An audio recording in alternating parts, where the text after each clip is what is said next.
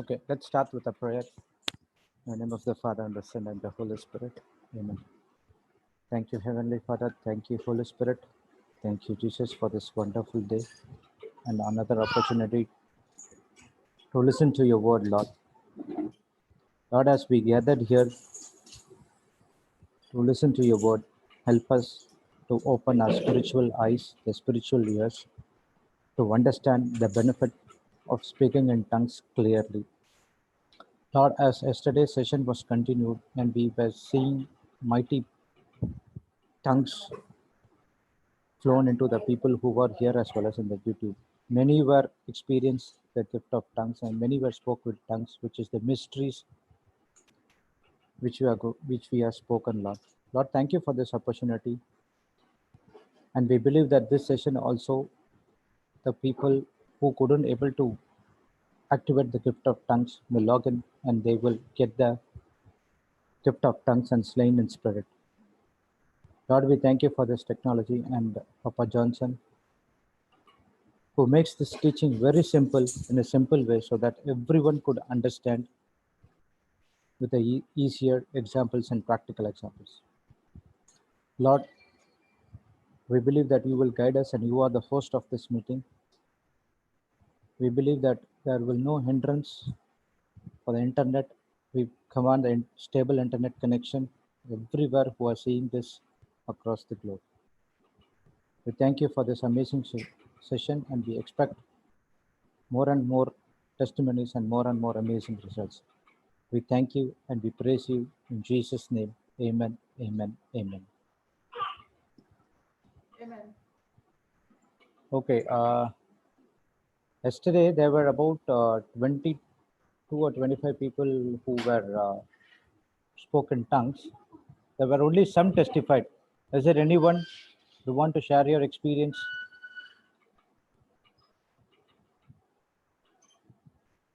You can raise your hand.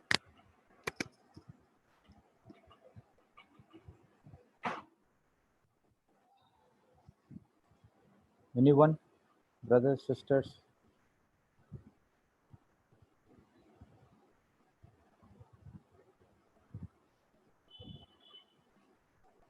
Please, the Holy Spirit is telling you to share your testimony, but you should not hold on. Do not grieve or quench the Holy Spirit. Yes, sister. Ask them if after this session they prayed in tongues, what was their experience after getting the gift of tongues? Those who got it yesterday only, whether they prayed in tongues, what was their experience after the session? Yes. After the session over, yes, Sister Cynthia, you need to join with call via device audio.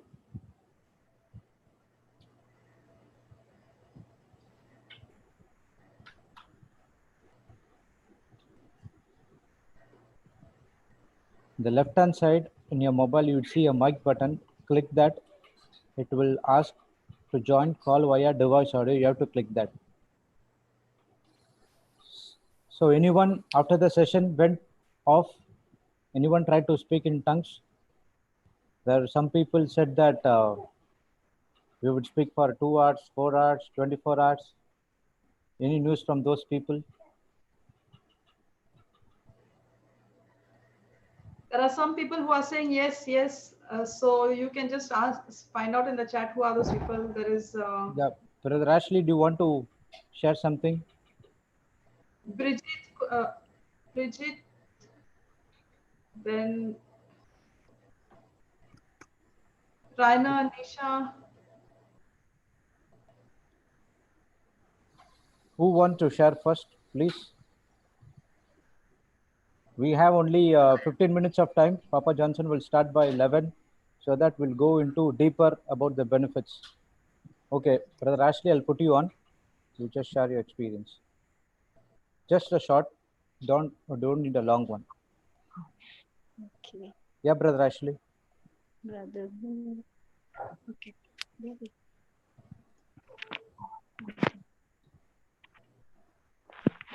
Yes. Hello, brother. Good morning. Praise the Lord. Good morning. Praise the Lord.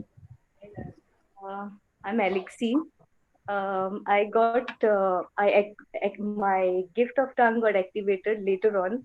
Before we spoke to you, it wasn't done during the session. We spoke to you, you guided us, and it lasted for one and a half hour to 1 hour 45 minutes or something. I couldn't stop myself. It was a nice experience. Loved doing it, and even at night, when I was sleeping, when I went to sleep, even that time I did it again. Okay. So before that, how was your experience? In the session, you said that you couldn't able to. Yeah, during the session I was not able to do it. I think so. It was coming, but again I was starting Alleluia, so that must be the problem. But then you told us that we have to be free. But I was very disappointed when I didn't get it at the first time, because all the theory from morning I've been listening, and I was like, how I didn't get it, because I knew everything, all the answers, whatever questions you asked, I had answered everything. So yeah. So the second time your husband called me, he said that my wife is still speaking in tongues. Do you want to wake her up? I said, no, no, let her Yeah, I didn't do it. want to stop, but he was asking you whether how to make me to stop, because what I couldn't interact. I was just writing and giving him whatever I wanted and all to tell him. I was telling him not to ask you to stop Okay. because it was nice to speak in tongues for so long. Praise God. Thank you, sister. Thanks for your Hold on, hold experience. on, hold on, hold on, One hold on, second. hold on, hold on. Praise God.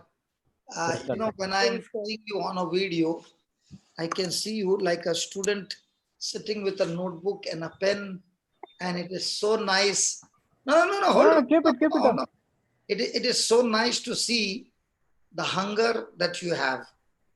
Thank Okay. you. And yesterday we learned for the river to flow, you have to be hungry and thirsty. Yeah. Okay? So even though it took time, but when you got connected, the river is flowing for 1 hour 45 minutes. Praise God. And if you can keep on going like this every day, Yeah. Yes. but that doesn't mean you'd stop all Yeah. your work. You can keep on working and keep on speaking, because Yeah. you're speaking to God. You see, Yeah. Yeah, brother. you continue to do that, and Yeah. and you will see everything in your life beginning to change. Yeah. Brother, it started like I was crying and my heart totally poured out like, and then I was laughing with the joy when I realized that I got the gift, and I was like thanking God. And then I was blessing everyone, and even you, I said, brother, means brother Johnson, and I did this sign like blessing, brother Jude, and I did this. It was nice, brother. Thank you, brother. God bless you. Thank you so much for the testimony. Yeah, Appa, I thank you, was brother. really happy to see her with her book. It reminded me of me sitting in front of the TV with my book and my pen, exactly like her, sitting with the book and the pen in front of the TV, just waiting to take down the notes. God bless you, sister. Thank you, sister. God bless you too. Amazing. Thank you, brother. Praise Lord. There is a Raymond D'Souza, who has written something on the chat that he has been speaking till he went to sleep. Can you just put him on? Raymond D'Souza. He says, it's amazing. I've been speaking till I went to Yes. sleep. I got Brother up and I Raymond. continued. Now I'm in office and I'm still speaking in tongues. That's what he's written on the chat. Oh, Brother Raymond. Yes. Might be is in the office. So Emmanuel from Saudi Arabia want to share. Oh, wow. Emmanuel.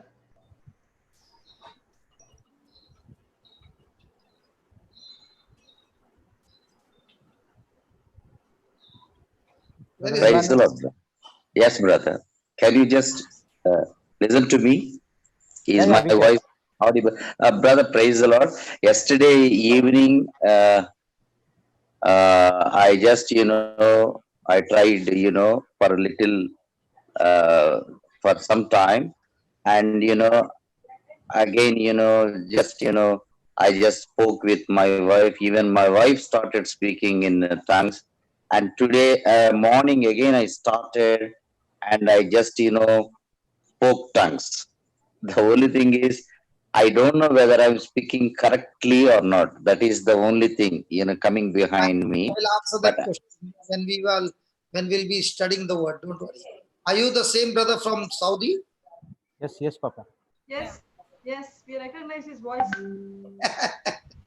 So the son yesterday gave a testimony that my father is in Saudi and we would like him to talk to you. And this is what has happened. Praise God. So we work during the scene and we work after the scene. I think his voice got frozen or my voice is frozen. No, his voice. Okay. So shall we begin now? Can somebody take a quick recap of what we studied?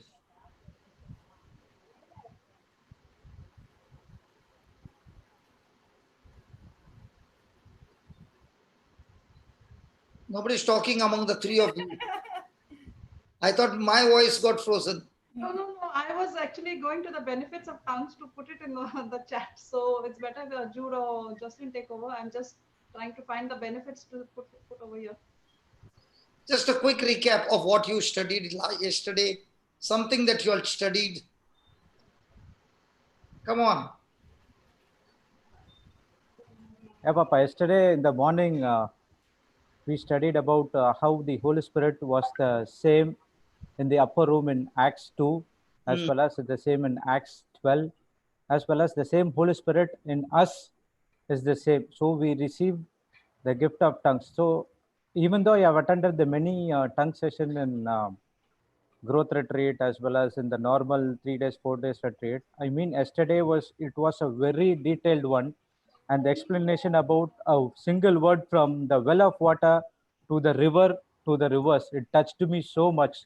It touched so much. It's a small s makes a lot of difference. The well for yourself, the river is for only the people around you, and the rivers it's flowing everywhere where we go, so that would benefit the people apart from the closer ones, so that they get benefited from here. And we can't imagine that we are going across the globe and we are telling about the works of God and other things. It was a wonderful experience. Praise God. What about you, Marina? What did you learn? Even the difference between the two baptisms was explained very well yesterday.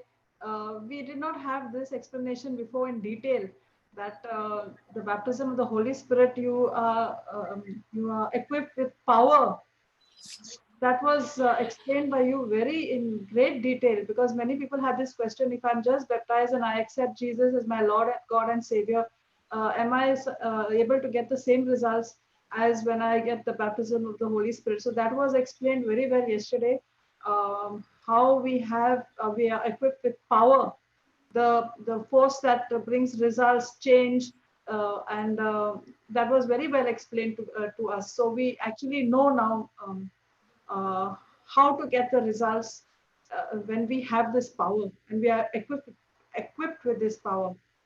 And also Jude said rivers, like rivers. I'm just imagining one big river, like one big ocean, and there are small branches going all over the place to different countries, and we cannot stop a river. A river just flows and flows and flows. You cannot stop a river. Once it starts flowing, it just goes. So that was another amazing teaching which we had yesterday. And of course, tongues is the master key, as you said. It's the master key to open all the locks. And it's just a supernatural language that we have, which we can use at any time. You said, whether we are cooking, we are bad mood, good mood, all the time, on the throne, in the shower, everywhere. Now this brother of ours is in office. He cannot talk to us. He said, I'm in office, but he's still praying in tongues in office there. So see.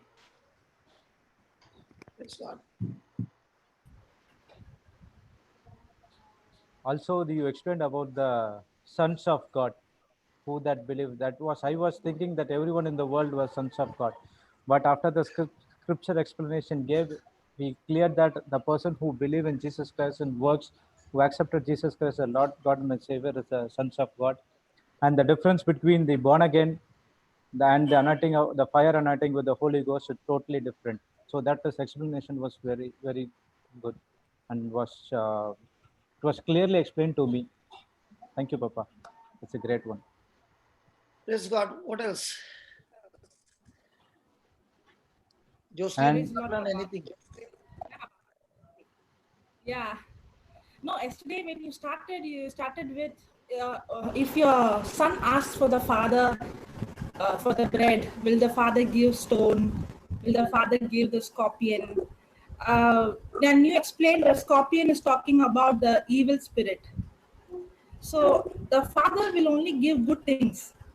So you were explaining how you were giving different examples that when I ask for the Holy Spirit, how will God give the evil spirit, and how many of them have this fear when I'm praying in tongues? Is it the Holy Spirit?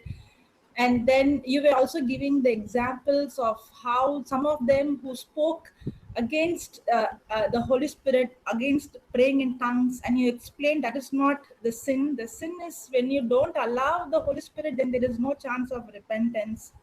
So it made it very clear for us, the all the blockage was removed.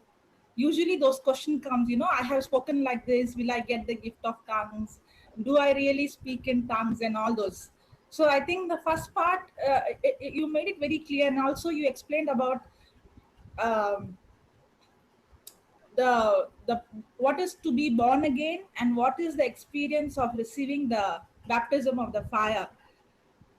So it was very clear, and then after clearing all those doubts, and then you went to the benefits. The benefits was really for me, many points we knew, learning for the first time, especially the reverse. Praise God. Then you spoke Marina, about Simon. Simon wanted to buy that gift with money. See, we were reading about that Simon who wanted to buy it with money, and it cannot be bought with money. And then you also said it is the privilege of everybody, not only the preachers. The gift of tongues is for everyone who believes and who wants to activate it. Everybody has this gift. Like some people say, "Oh, I'm not worthy to receive these tongues. I'm not a preacher. I'm not the anointed one. It is not for me." It is for everybody. I have heard many people who say, no, no, no, this gift is not for everyone. Only the anointed people, only they should speak, and they can speak in tongues. It's not for us. So yesterday you cleared that also.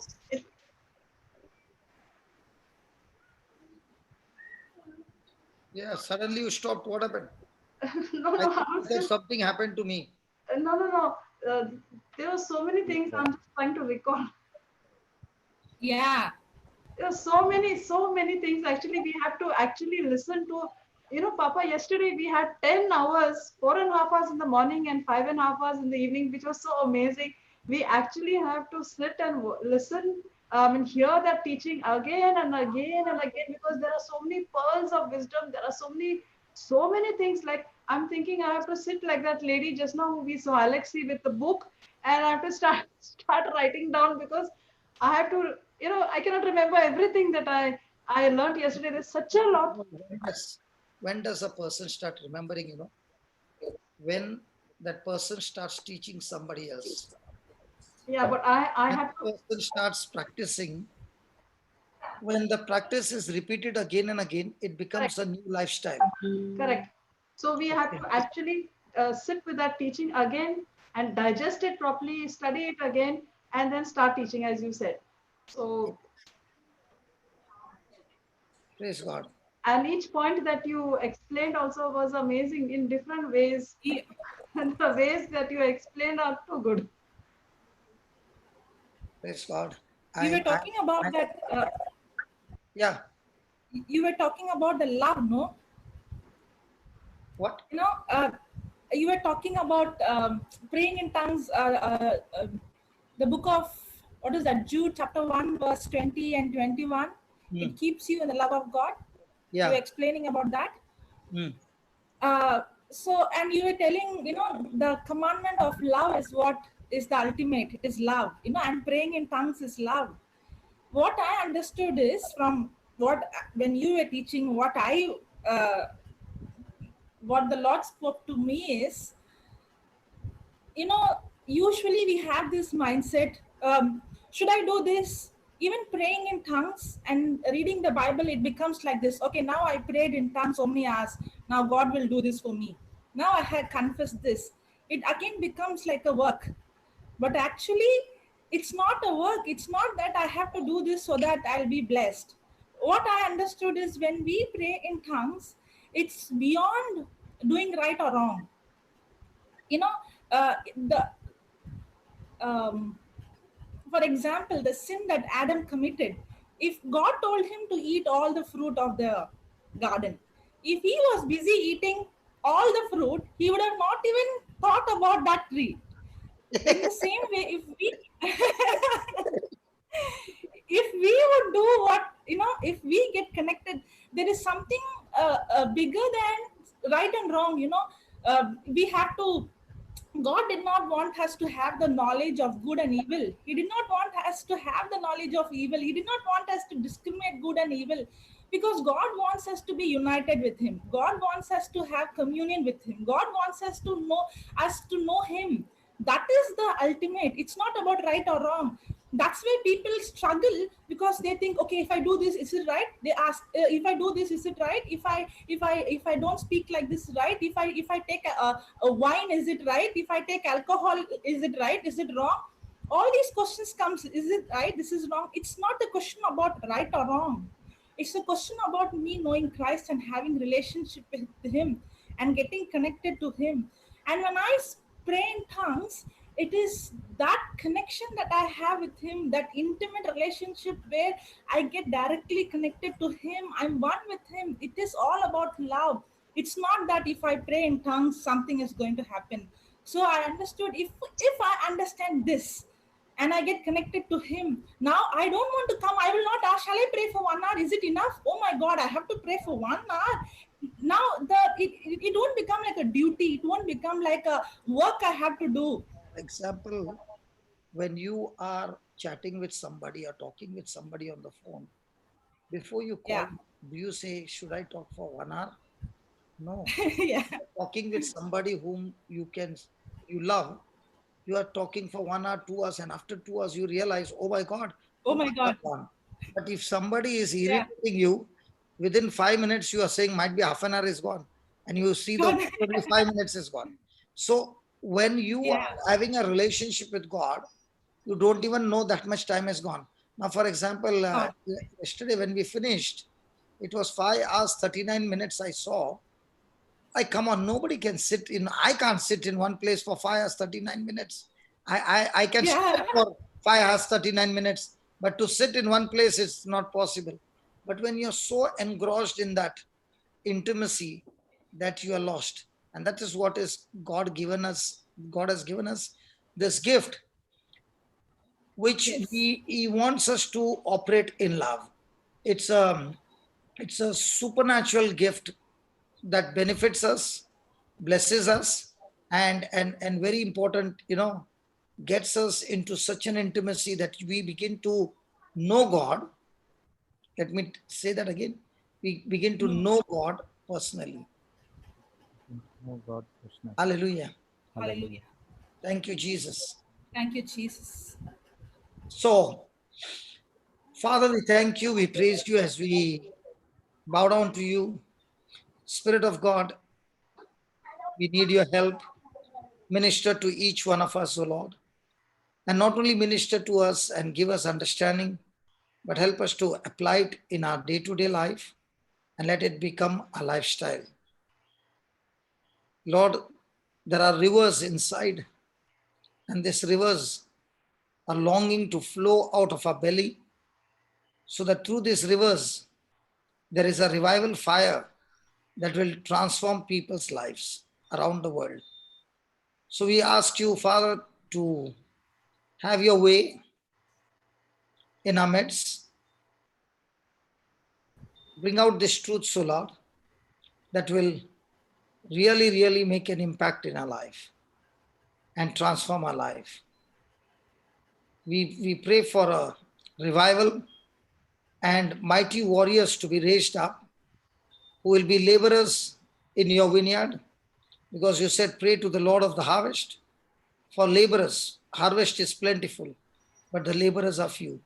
And I thank you that this Revival Global School is doing this beautiful work of bringing revival And through this revival, O Lord, destroy every self-centeredness, selfishness, self-sufficiency, self-dependence. Destroy that self completely, O Lord, and we become God-centered. We thank you, we praise you in the glorious and mighty name of Jesus. Amen and amen and amen. Amen. Praise God. So Praise the Lord. let's quickly go to 1 Corinthians 14. 1 Corinthians 14 and verse number 18.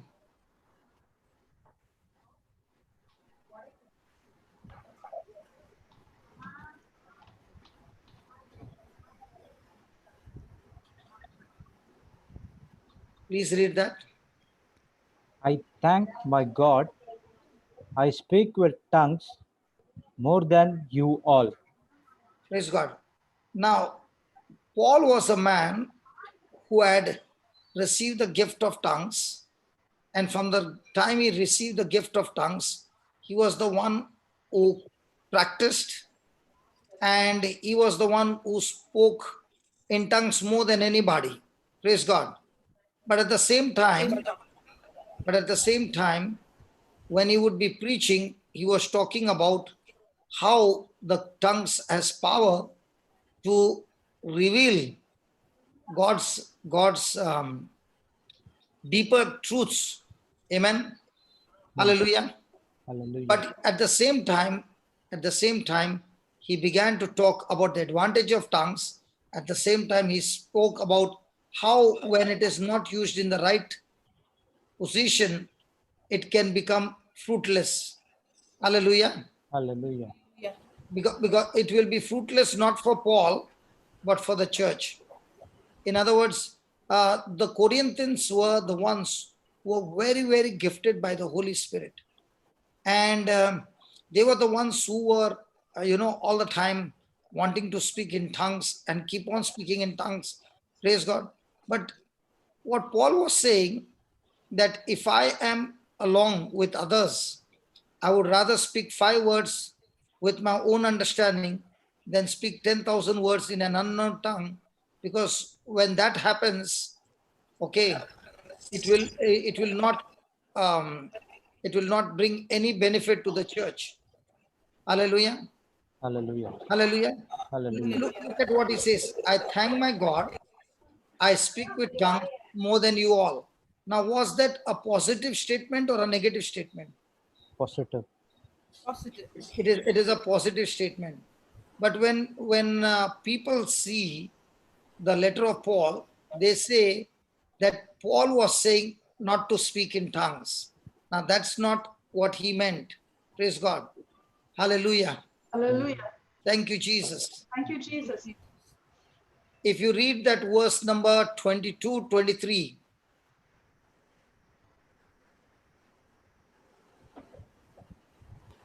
so Paul is bringing correction in the church in Corinth when he's saying that people were speaking with tongues in the wrong place, in a wrong manner.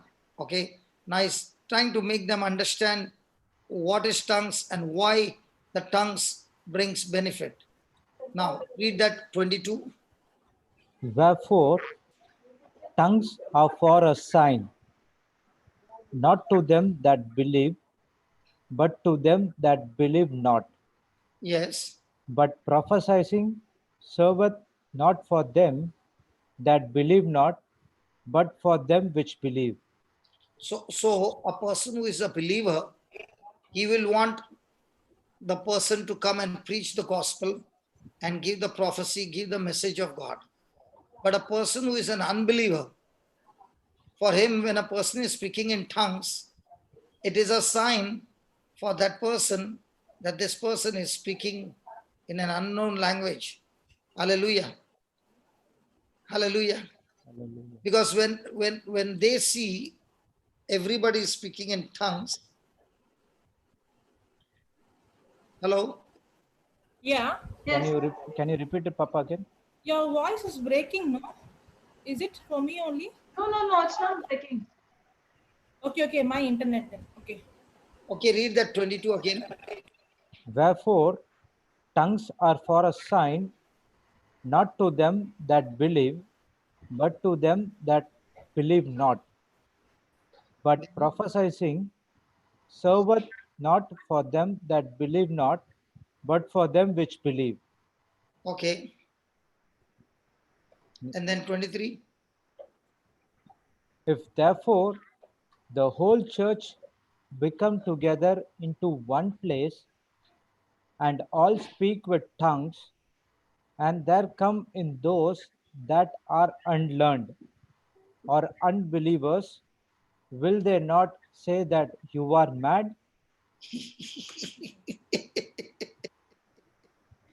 So, if the whole church comes together in one place and all speak in tongues at the same time, what will happen? The unlearned and unbelievers say Those they who are don't mad. have tongues, those who don't believe will wonder what's going on.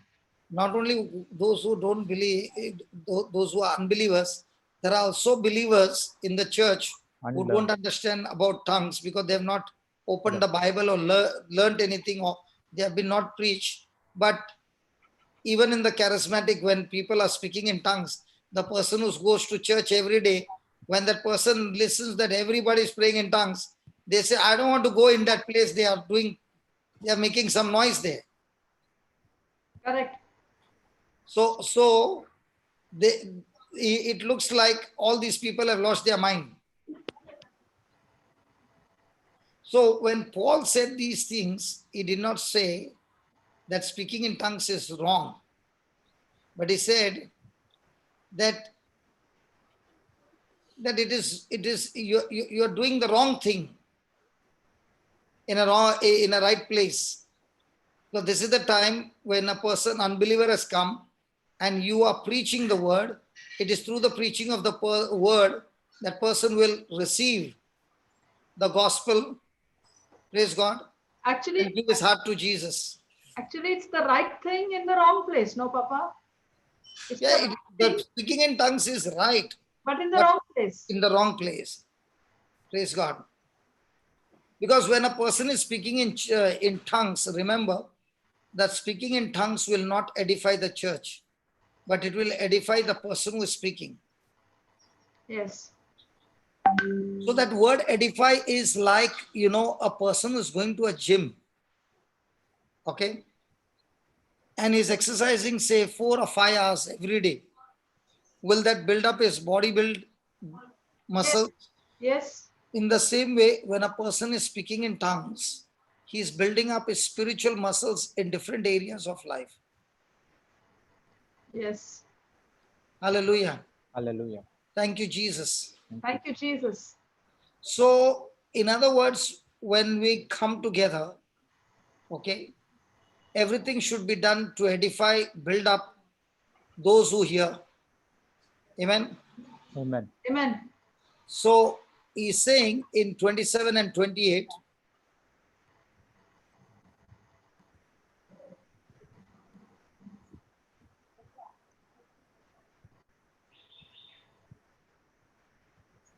If any man speak in an unknown tongue, let it be by two, or at the most by three, and that by course, and let one interpret.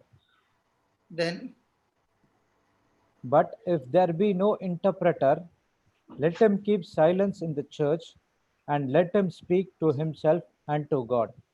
okay, go to the 14th verse.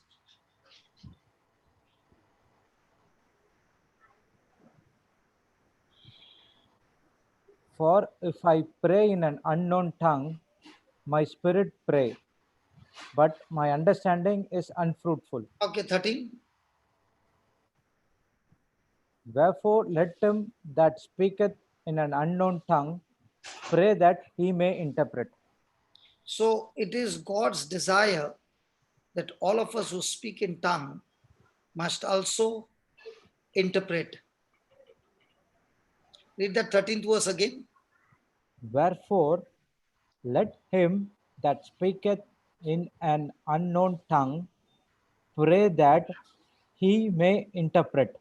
So is it God's will for us to interpret what we are speaking in tongues? Yes. Yes. Now, if it is God's will for us to interpret what we speak in tongues, praise God. Now, the question is, do you interpret? Yes. I haven't. Now let's take for example, Marina. Yes, Papa. Is it God's will for you to get healing? Yes. How do you know that? Because 1 Peter 2:24 says that I'm already healed. So I know that Okay. He So- has already healed me. Okay. So now when your leg is bleeding, what will you pray? God, heal me? No, I have to command that healing, the bleeding to stop, because I know that I'm already healed. Okay. So what will be your prayer? Thank you, Jesus, that this bleeding has already stopped and my leg is already healed. And I've cast out all this infirmity from my leg, and by the stripes and wounds of Jesus, I'm already healed. Okay. Now in the physical, is it still bleeding? Yes, Yes. But what is your prayer? that it has already stopped, and I believe I'm already healed. Now, what about interpretation? The same thing. I believe that I already have it. But did you ever say that? It didn't strike me actually about that. Good. So now do you have it? I have it. So from now on, what are you going to say? Thank you, Jesus. I thank you, Lord, for giving me this gift of interpretation. So when you're saying it every day, at time now, have you activated the gift by faith? Yes. So are you doing it in the natural? No, it's just like bleeding. Are you understanding? Yes. The physical evidence is saying it's still bleeding. Spiritual evidence is saying, no, I'm healed. So when you stick to spiritual evidence, will the physical evidence change? Come back again. The physical evidence is saying you're bleeding. Spiritual evidence is saying I'm healed because the word says so. Yes. Now, when you stick to the spiritual evidence, will the physical evidence change? Oh, yes, yes, yes. So will it change natural or will it change supernaturally? Supernatural. Because you're stuck to the promise of God. Yes. Same way here, the Lord is saying, if you are praying in tongues, then you also pray that you may interpret. So according to Mark 11:24, I have to, when I pray, I believe that I've already received it. And Yes. I say, thank you, Lord, that I'm already interpreting the gift, whatever I'm speaking in tongues. I thank you, Holy Spirit. I'll tell you something. I had gone to Pota, okay? Okay. And during the retreat, you have to go for counseling. Okay. And there were many counselors sitting there, okay? And some of them were sitting in such a way that, that person is talking, and the person is going on listening.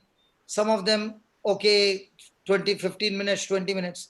But there was one baldy man, okay? Okay. Whoever is sitting on his chair, you can't sit more than 5 minutes. So we were in a queue and we were all watching. Everybody was saying, I should not get that baldy man. Okay. Okay. And I said, God, you know who is the best? You take me there. Where do I get? The body man. So I go there. And as soon as I sit, he says, you have the gift of tongues. Start praying in tongues. Close your eyes and pray in tongues till I tell you to stop. So I'm praying in tongues. Okay. I finished praying in tongues. By that time, he has got a paper and a pen and he has written about 8 to 10 points and is asking me, you did this and you have not confessed. You have done this and you have to repent. You have done this, you have done that. And all those 9 or 10 points were something that nobody knows. Okay. Okay. He led me into all those points, led me into a prayer of repentance. And then he said, do you want to say anything? I said, nothing. And in 5 minutes, the counseling was over. Now, what was he doing actually? He was interpreting your tongues. Yes. So the Holy Spirit was praying to the Father, okay? And this man had a powerful gift of interpretation that he could interpret exactly what I'm saying. And he wrote down there, and the counseling was over. Wow, amazing. Okay, Hallelujah. so now I know that I thank God that I'm already interpreting tongues. So now when you practice every day with that faith that I'm interpreting tongues, and let's say somebody called you and you ask that person, you have the gift of tongues? And the person says yes. So now you start asking God, Lord, give me the interpretation of what this person is saying, and you will get straight to the point which will destroy the work of Satan. That's why the gift is given to build up the other person, okay, and also be a blessing in the church where you are able to destroy the work of Satan. Okay. See, when it comes to healing, we have been preaching so much on healing that everybody has become a champion in healing. Correct. That area is extremely strong in the ministry. Now, when you start making this prayer of interpretation, and the advantage is that we have every day different places praying in tongues. And if everybody starts praying that, Lord, I have the gift of tongues, I by faith, I have the interpretation, and now the person is praying and praying and praying. Don't just say that, because I have to say, I have to open my mouth and interpret. Don't do that. Wait, the gift will surely open. If you go before that, you will mess up everything. Amen. Hello. Amen. Okay. Okay. I was having this retreat in Goa, and I still remember there was this lady who had severe ear problem, and no matter where she went, she never got healed. Okay. So we were praying in tongues. Okay. And the Lord came and told me, go and tell her there was an incident that had happened in the bus when you were traveling, and God will reveal to you, and that is the cause of your pain. So she said, bus? What bus? I said, the public transport bus. And that's the time she remembered that when she was in school, okay, she was in school, that there was a fight between two people and they were giving all kinds of bad words. Okay. And this girl said, I don't want to hear. She just said, I don't want to hear, but that word went, and the demon, tortured her from that time with the ears. Now, so many times we say, no, I don't want to hear that. Hello? Yes. And then I said, can we just pray and see? And by the time we finished praying, she said, everything is gone. Now, yesterday at night, we were watching, and there was Joe, whom I said from Tivim, and his wife Salvita, who screamed on top of her voice when the girl got healed. You remember? Yes. Yeah. In one of the retreats, when we were praying in tongues, I don't know at that time this girl at all. Okay? And I come and whisper in her ears that the Lord has delivered you from that skin disease which is in you as you are praying in tongues. Okay? Until today, she tells me that was the turning point in her life, that when I came and told her, because she had covered it with the clothes, no way I could see. So when you are praying in tongues and you are asking God for interpretation, He will give you the source right to the root. And when you understand the root, you can destroy it in no time. And that is why it is a must that we must thank God, not pray. We finished our prayer that, Lord, I'm speaking in tongues and it is your will that I start interpreting. So Lord, here I am thanking you that I have got the gift of interpretation. Praise God. So now begin to practice that thank you, Lord, I've got the gift of interpretation. Thank you, Jesus. Thank you, Holy Spirit, for the gift of interpretation. And as you begin to speak, okay, you will get the gift of interpretation in action. But see that you do not force yourself on somebody and destroy somebody.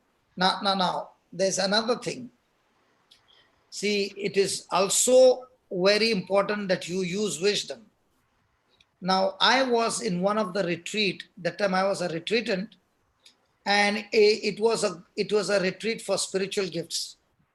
So we had to go to somebody whom I don't know and pray in tongues, okay, and then ask God for interpretation. Okay, so there was one lady who went to another lady and she was praying, and they don't know each other. So one lady said, I felt the Lord saying this to you. So now it was the other lady's turn to say, okay, are you listening? Yes, we are listening. I know Yes, the story. we are concentrating on what you are saying. I thought my voice is gone No, suddenly. no. We'll respond in between so that you know we are hearing. Yes, continue. So it so happened that the other lady spoke to her and said, I just saw a vision for the first time in my life, but what I saw was so dangerous about you that I don't want to tell you. Now she says that, will the other lady be cool? The moment you say, I don't want to tell you, means you want to know what is that. So it went on and on and on. And she was so restless that she began to force her, please tell me, please tell me, please tell me, please tell me. Then after about 10 minutes, she told her, I saw you inside a coffin. Okay. And it is not that you are an old lady, you are young like this, and I saw you in a coffin. Now that lady lost her mind that she's going to die. She started weeping and would not stop weeping. She went on and on and on and on and on, and she disturbed the whole retreat because it became like, she's going to die right now. Okay.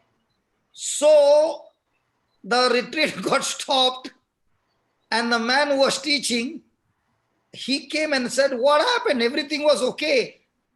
And then the other lady said, I saw this, and I told her what I saw. So he said, okay. So he told her, you please come with me. And he said, please speak in tongues. Told which lady? The lady was screaming. Weeping. The one who was crying. Yes. So this preacher said, come on, I want you to open your mouth and speak in tongues. So she began to speak in tongues. And he began to interpret. What she was praying was, she was asking forgiveness for abortions that she had committed, about 3 or 4. Okay. And he said to her, you have committed 3 or 4 abortions. Is that right? She froze.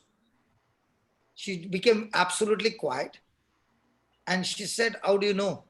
He said, that's what you were praying just now, asking God to forgive. And God has forgiven you. So she said, but I'm going to die. He said, what you were interpreting, what you were praying in tongues was that God, please forgive me. And God was saying, I have taken that curse out of you, of those 4 abortions. I have forgiven you. And that coffin is your old self, which is buried in that coffin. And now your past is buried in that coffin. And God has given you a brand new beginning, a brand new future. And then she began to scream with joy because that guilt of abortion was gone. Jesus had forgiven her, and Jesus had given her new life. So if the interpretation is not done right, you can kill a person. That means both of them saw the coffin. Even the person who was teaching and the other lady also both saw the coffin. No. The person interpreting did not see the coffin. So she began to ask, but I'm going to die, no, young. And that's the time he said, because your sins are forgiven, and that guilt which had kept you in a bondage for such a long time, that bondage, that past of yours has gone into the coffin. Your old self has been buried in that coffin. You are dead. And now from today, you are living a new life, a new beginning, the resurrected life. Papa, tell me one thing. So suppose now somebody has the gift of this interpretation and people are praying in tongues. Will it put a fear in someone? Oh, I don't even know what I'm saying, something from my past, something which I don't, Now, my question is, when she was praying something, if she is praying to God and it's a language where God, the Spirit of God is giving me utterance, is there anything to fear? Will the Holy Spirit take you to the evil spirit? No. I'm not saying. No. She's saying, what if somebody is going to tell all my past and about my the gift is given to encourage, not to Hello. Now that is what, discourage anybody. It should be that is activated by love. See, the one who's interpreting should be prudent and wise, no? No. Now, for example, Marina, you are in a fix. Like, let's say I got a gift of interpretation and you all are praying on tongues on the mic. And I can see all your story you are telling me. And I'm listening to your story. No. Listen. Marina. Yes. God has given us gifts, okay? But all gifts operate on God's command, okay? The gift of tongues operate on according to me. Now, I'll ask you a question, okay? If Elisha could tell the king of Israel about the king of Syria who is trying to make a war, and he could tell through the Spirit of God that this king has kept his army in such and such place, don't go. And the king of Israel obeyed, and every time he saved himself. Correct? Yes. Correct? So the Spirit of God gave him all those interpretation and gave him everything. How come the same Holy Spirit did not tell Elisha when king of Syria made a decision to send an army and surround the city to capture Elisha?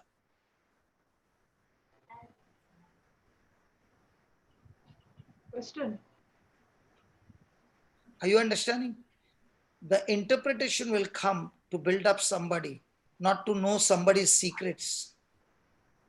Okay.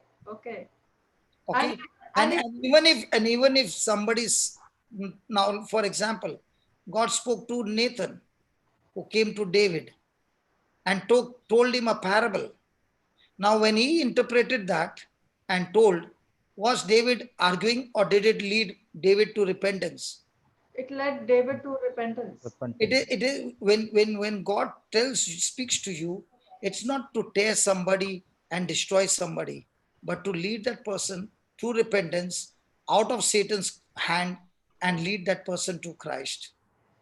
So never think that God will do that and put you to shame. So the one who is interpreting also has to interpret it with wisdom and prudence so that you build. Oh, that's why such gifts, a person who is very much rooted in the Word of God, when he starts speaking with God's wisdom, it will build a church. Otherwise, it will tear the church down. Papa, I've had this experience. Many times I'm sending scriptures to people and then I get their messages, your scripture that you sent me was exactly what I wanted at this moment. And I had never even known what situation they were in and what they wanted, but exactly what I sent was the answer to them. So I always wonder, Lord, thank you, Jesus, thank you, Holy Spirit. And I always tell them, it is not me, it is the Holy Spirit that has that knows what situation you were in and prompted me to send the scripture to you. So that is how, when you're speaking in tongues, okay, the interpretation is more for yourself. And how I'm going to tell the other person also depends on me. Yes, I yes, have to tell it in such a way that I'm going to build, like how you just said now, that lady saw a coffin and she said, I saw a coffin. This lady thought she's going to die. But when the your teacher interpreted it, he said, no, it is your repentance and it is your old self that is in the coffin, not. but he also gave her the reason Yeah. why that He, coffin, about the abortion. but So he now she is 100% sure that what she had done, the Lord has forgiven her completely, and that old self is buried in that coffin. But the way he told it to her, that she was completely, she was at peace. But the first lady who told, she was totally destroyed and thought she was going to die at that moment only. So Yeah, it depends how we are going to interpret and how we are going to tell that person, not to bring that person into fear. Into fear. praise God. This was a really a revealing thing. Thank you so much. God bless you. That is why we should be prudent. Praise God. But the gift of interpretation can help people. Now, interpretation is not translation, please. It is a summary. Okay. Translation is when a person is speaking word to word in another language. But interpretation is when a person is taking the whole message and then explaining the whole message in the form of, um, you know, telling people about the whole message as a summary. Is what I understood about your message, not each word what you're speaking. Yeah. Praise God. Okay. Hallelujah. Hallelujah. Thank you, Papa, for this explanation. And that is why many a times when we have some things, it is better to give as an example, and the person understands through the example, and then the person opens up himself and says, hey, this is what has happened. And then you say, that's like why I gave you the example. So now you know, come on, let's pray and let's change the situation of our life. Amen. Amen. Amen. And that's why people who have come to me for counseling, I really don't know their story, and I'm not also interested in their story. But God speaks and says, just share this. And from there, everything changes. Praise God. So, Praise God. tongues is extremely important. Okay. Now, for example, what is going to happen? Whom are you going to meet? You don't know.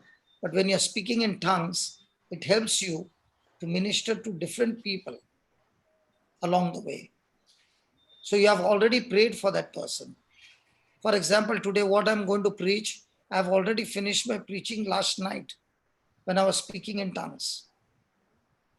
So when I'm coming now, I do not know who wants to hear what. Suddenly you will see the things have changed. The topic has changed for a minute. An example has come out, and the person says, hey, I had this question, and the Lord just answered out of his mouth. And he did it in such an easy way. Now I understand, and now I can do this, and it changes people's life. Hallelujah. Actually, you That's why know, the gift of tongues is so very beautiful, that you're talking to God, you are building up yourselves. Praise God. Hallelujah. Papa, somebody had already asked before you could even explain about this interpretation. Someone had already asked the question on YouTube. Can we pray for interpretation? And you just now answered the same thing without even knowing that somebody has already asked that question on YouTube. I'm not on the YouTube. That's what I just had gone to YouTube just to check whether it is coming all right, and I saw a question there about interpretation. And this side you're talking about the same thing. So that is how the Spirit of God works. Praise God. So when a person is sitting, when a person is in the church service and the teaching is going on, is he getting edified? Yes. Is the church getting edified? Yes. Now I also want to speak in tongues. Now, is it possible for a person to speak in tongues, which is just a whisper. Even your next neighbor cannot hear. Possible? Yeah, you Yes. can Yeah, speak yeah. your breath, no? Yeah. So a person can be sitting very quietly, talking to himself in tongue. Now, when he is doing that, he is getting edified in two ways. One, he is edified by the preaching of the word. Two, he is also edified by speaking quietly to God in other tongues. And that is what Paul is saying.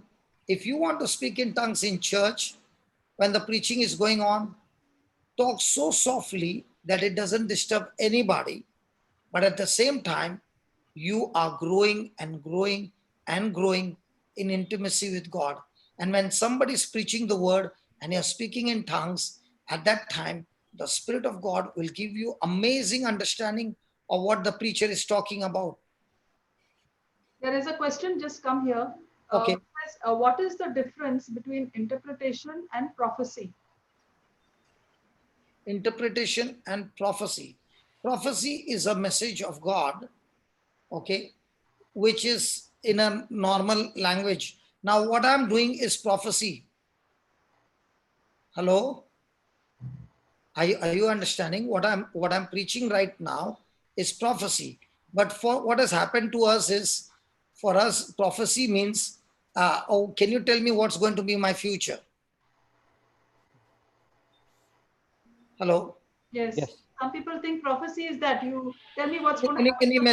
Any message from God for me, Yes. okay, about my future? Prophecy simply means message from God. Okay, I'll give you an example. As I was in that state, okay, and then Janice took me for the retreat after I got healed, but not much, okay. And we were sitting for counseling. So, in that counseling, we sat with two different people, okay, two different people. Because the first person sat not satisfied, second person sat again not satisfied. Though the reason not satisfied is because of this. Listen to this.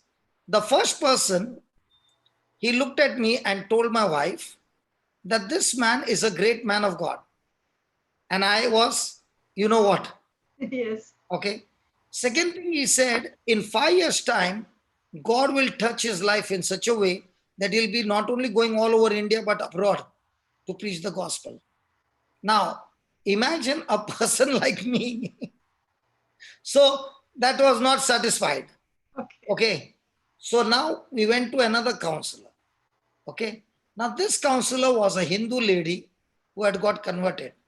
Okay. And she said a dialogue which I know till today.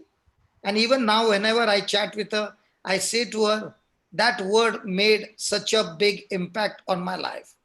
She told my wife, this person, your husband whom you know, is a man whom you know, but from the time the Holy Spirit has come upon him, what I know is that he's a great man of God. And to prove to you, I can take my blood and write it with my blood that God is going to use him so powerfully beyond your imagination. Now, what happened is, for me, I know what I am, okay?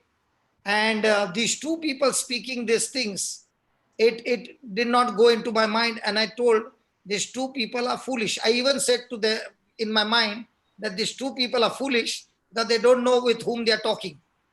Okay, but in 5 years' time, as that man spoke, much before 5 years' time, okay, and he even said, what I'm doing the work and what he's doing the work, there's such a big difference.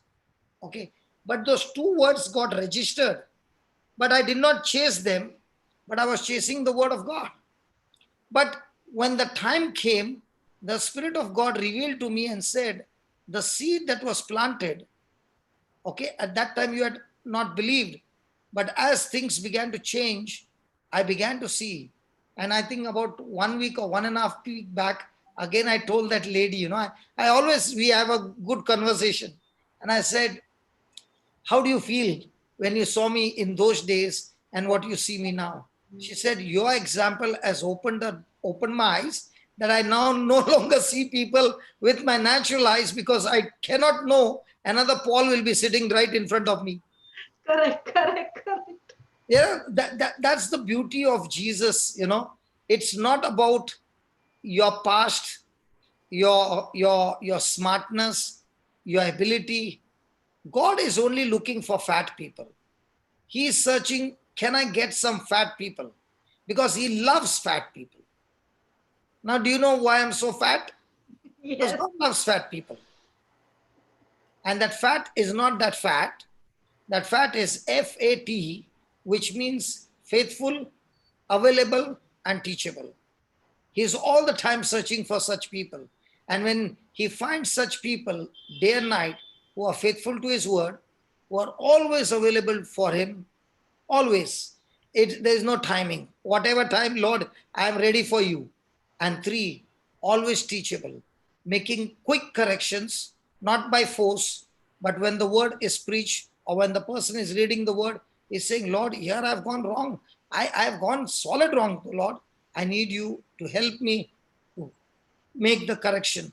When these three things are at the peak, no demon can stop you in your ministry. You will be flying like an eagle because that's what God created us to be, an eagle. So even though you are with a bunch of sparrows and crows and all of them, and you have been looking at them and imitating them, you are an eagle, but you will never fly. But if you look at the eagle who came from heaven to this earth, lived a life of man, and never lost a single battle. And he also wrote it down how he won the battle. So when you look at the main eagle and start imitating, very soon you find that you are also flying like an eagle. Hallelujah. He gives you the strength. He helps you to make the correction. And now, like a man, how much time he spends in front of the mirror. Today also, this man Jude, it took him 45 minutes. That's what his wife was saying. I said, where's Jude? Is he ready? She says, he takes 45 minutes, brother, to get dressed up in front of the mirror. I don't know what he's doing, what makeup he's putting, and he comes every day, 45 minutes. Can you imagine, Marina? Can you imagine 45 minutes he spends in front of the mirror? But when I see both of you, you must have not even looked at the mirror. For me, just 5 minutes. Yeah, I know. That's what I said. That's why I gave you an example. Praise God. Look at him, how much makeup he has put. But people, And we spend so much of time in front of the mirror. But look at the ladies, never looks in front of the mirror. Praise God. Hallelujah. there is one question here. Somebody has asked, because of this visions and interpretation, if people are gifted visions, then must they practice the word and tongues to interpret visions effectively? See, you might have a vision. Vision is very, very dangerous if not interpreted right. Because interpretation can be truth and lie. And if it is a lie, the sycamore tree is already growing. So much more than a vision, you should ask God, God, let me be on the word of God. So let me get deeper and deeper into the word of God so that, so that it will help me. Now, for example, somebody just last night at 2 o'clock, okay, began to chat with me. I was studying the word of God and all of a sudden he came on the chat and he said he saw a vision. Okay. And he said, I don't know how to interpret the vision. So he said he was on a bike with somebody, okay, and that somebody jumped the signal, okay. So when they jumped the signal, the police siren came on. And the person who was in front, praise God, instead of stopping, started to go at a high speed. So now began the chasing. Okay. Okay. And as the chasing began, he went through the lanes and this and that and that. And, somehow when the bike became slow, okay, and it was going in the lanes, the car could not go, okay. So he got on of the bike fellow went, and he began to run. Now he found the police are chasing him, okay. And as they're chasing him, he ran, and he came at the edge of a river. And now he said, I'm caught. And suddenly he found wings coming on him, and he was flying above the river, and the cops were watching him because they could not do anything. And he went over the river. Across the river. Okay, he crossed the river, and he saw a beautiful forest. And he entered the forest, and he was all alone in that forest, and beautiful trees, everything so very beautiful. And he would pluck the fruit, eat the fruit, okay, eat the fruit, then get onto the tree, eat the fruit, get on the tree, eat the fruit, get on the tree. And he was very happy over there. And then he saw Jesus. Okay. Not on his tree, but on the opposite tree, looking at him and just smiling. And when he saw Jesus smiling on the opposite tree, he just woke up. And he said, I cannot understand what it is. So when he was speaking this, I was, praying in tongues. And I said, I can interpret it in no time. And he said, what is it? I said, it is so simple. The person on the bike is your life partner. Okay? Your life partner made a certain mistake. Okay? Now, there was two choices. Submit to the law or run away. So she made a decision to run away. So when the law came behind, okay, because of that mistake, now you both separated. You don't know where she's gone. You are in another place. Now, thinking of saving yourself, you got the wings and you made a decision. Your own decision. Not to stay with her, but to go away to save yourself. Okay? And now you find yourself flying because you are the head. And now you are separated and you're living separately. You got the money, you got the job, you got everything. And you are on that tree eating the fruit and not bothered about what has happened to her. And Jesus is coming and sitting on the other tree to show you that what you say is good, that you are happy, you are sitting on the tree, you are eating the fruit, and again going on the tree. That fruit which you think is good, that tree which is glittering, which you say is good, is not of the true wine. If you shift from that tree to the other tree, Jesus, who is the true wine, then you will quickly stop eating those fruit and quickly go in search of your wife and end up that separation for whatever reason must have happened. Might be it was her mistake, your mistake, whoever's mistake. Every one of us have made mistake. Everyone deserved to be punished, but God has forgiven us. He has shown so much of mercy. For the forgiveness that you have received, now it's your turn to shift from the tree. And that tree where you are looks very pleasant, very fruitful, very glittering, but it's not from the true wine. You are wasting your years. And the devil has kept you separate so that very soon he can destroy your wife, he can destroy your children, and you will be saying, what has that got to do with me? I am okay. A time will come when you will eat the fruit of the other tree, which looks to be good, but it is a poison. It would be better if you quickly change your position, get back to the true wine, drink his sap of love, go and forgive her, go and get restored and start a family again. And it is Easter, man. Come on. Let this Easter be a remarkable Easter for you. And he said, hey, brother, what you said now makes sense, man. What? And I said, those wings are, you know what? Your pride that makes you fly. and you think you have conquered everything, but actually speaking, you will end up in a mess. And that's the time he said, I was caught up with that virus. I've lost my job and I'm miserable now. I said, but the plant, the tree, all these years was showing beautiful, glittering. What happened? When you were sick at that time, what were you thinking? He said, I understand. And he said, give me some time, but I will surely go and get my marriage restored in Jesus' name. Amen. Amen. This happened at 2 o'clock in the morning. You know, I am enjoying this time that, you know, daytime service, evening service, nighttime service, 2 o'clock service. In the morning, when I get up for the toilet, just scroll and I find somebody, okay, give some message. It is like, wow. Even getting up for the toilet is a blessing for somebody else. Papa, one more question. Somebody has asked if the dreams are bad, what do you make of them? If they get bad dreams, what do you make of them?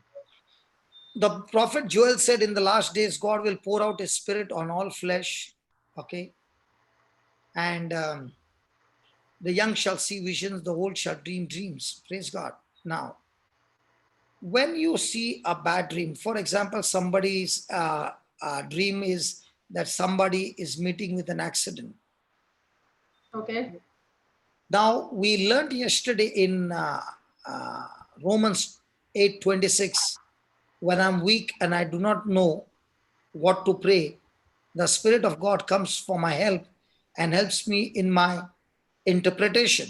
He helps me for my intercession, and he prays according to the will of God. Now, we also know that everything in the spiritual realm gets activated by my speaking the words of faith. Praise God. Praise God. Hallelujah. Hallelujah. Hallelujah. Hallelujah. So, if that accident is there and you are praying in tongues and you are saying that, Lord, this bad dream which is there, I want this dream to be terminated, and Spirit of God, you have put in my heart to pray for such and such a dream to be destroyed, and the person starts praying and praying and praying till he finds peace come on him, the person is set free. I'll give you an example. There was this that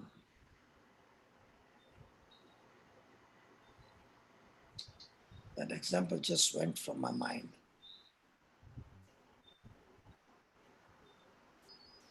Oh yeah. There was this lady, one day she was praying and she felt in a spirit to intercede, and she was praying in tongues for more than 2 hours. And she was so burdened with that prayer that she was weeping and weeping and weeping till she found peace come on her. Okay. Okay. And the Lord said, you were interceding on a warfare for somebody who is bedridden, and this person is about to die with this sickness, but your prayer has set this person free. Okay. And she used to have a journal of writing everything. Okay. So she could not understand, and she was praying because she felt in her spirit the Lord taking her on a warfare and asking her to pray in tongues. Some years went by and a preacher came to a particular place to preach. Amazing signs, wonders, miracles, this, that, and all that. And he began to share his testimony, how God had delivered him from the bed when he was with that sickness. Everybody had abandoned him because his body was stinking. Nobody could stay in the room. It was that bad. So when the preacher finished, the Spirit of God told this woman that you were praying for this man on that day. Okay. So during the break, she found this man and she said to him, were you sick with an incurable disease which was eating up your flesh? He said, yes. Were you healed in this year? Yes. This month? Yes. On this date? He started to weep. He said, how do you know? And at this hour? He said, how do you know? Nobody was in the room and everybody had abandoned me. How do you know? And she said, I was praying in tongues and God said that you were being healed. And he said not to stop till I went on and on. And he said, that day, suddenly in my room, I experienced the presence of God. And the presence of God touched me. And I was just like that, how you see in the Bible, a man full of leper, and Jesus said, be made clean. And the next moment, there's no leprosy. In the same way, it happened to him, not progressive healing, instant healing. He put on his clothes and got into the field and began to preach. And people got converted in that place. The reason is everybody knows his condition, that they have left him to die. And now that person is completely healed. So there are bad things that the Lord might show you, but you have been shown this so that you are the one who is going to take on the battle of praying in tongues, and the Spirit of God giving you the strength to go on till that thing is destroyed. There is another question. Yesterday, this person is saying, yesterday my first tongue, the visions I kept seeing was me beating my son, which I had done a few days back. So she wants to know, is that a message to me or is it showing my guilt? See, beating your son will not change your son, because the problem is not your son. The problem is the spirit inside your son. For example, when my children saw their dad chase their mother with a knife, will it have an effect on them? Yes. They are only 7 and 8 years old. Yes.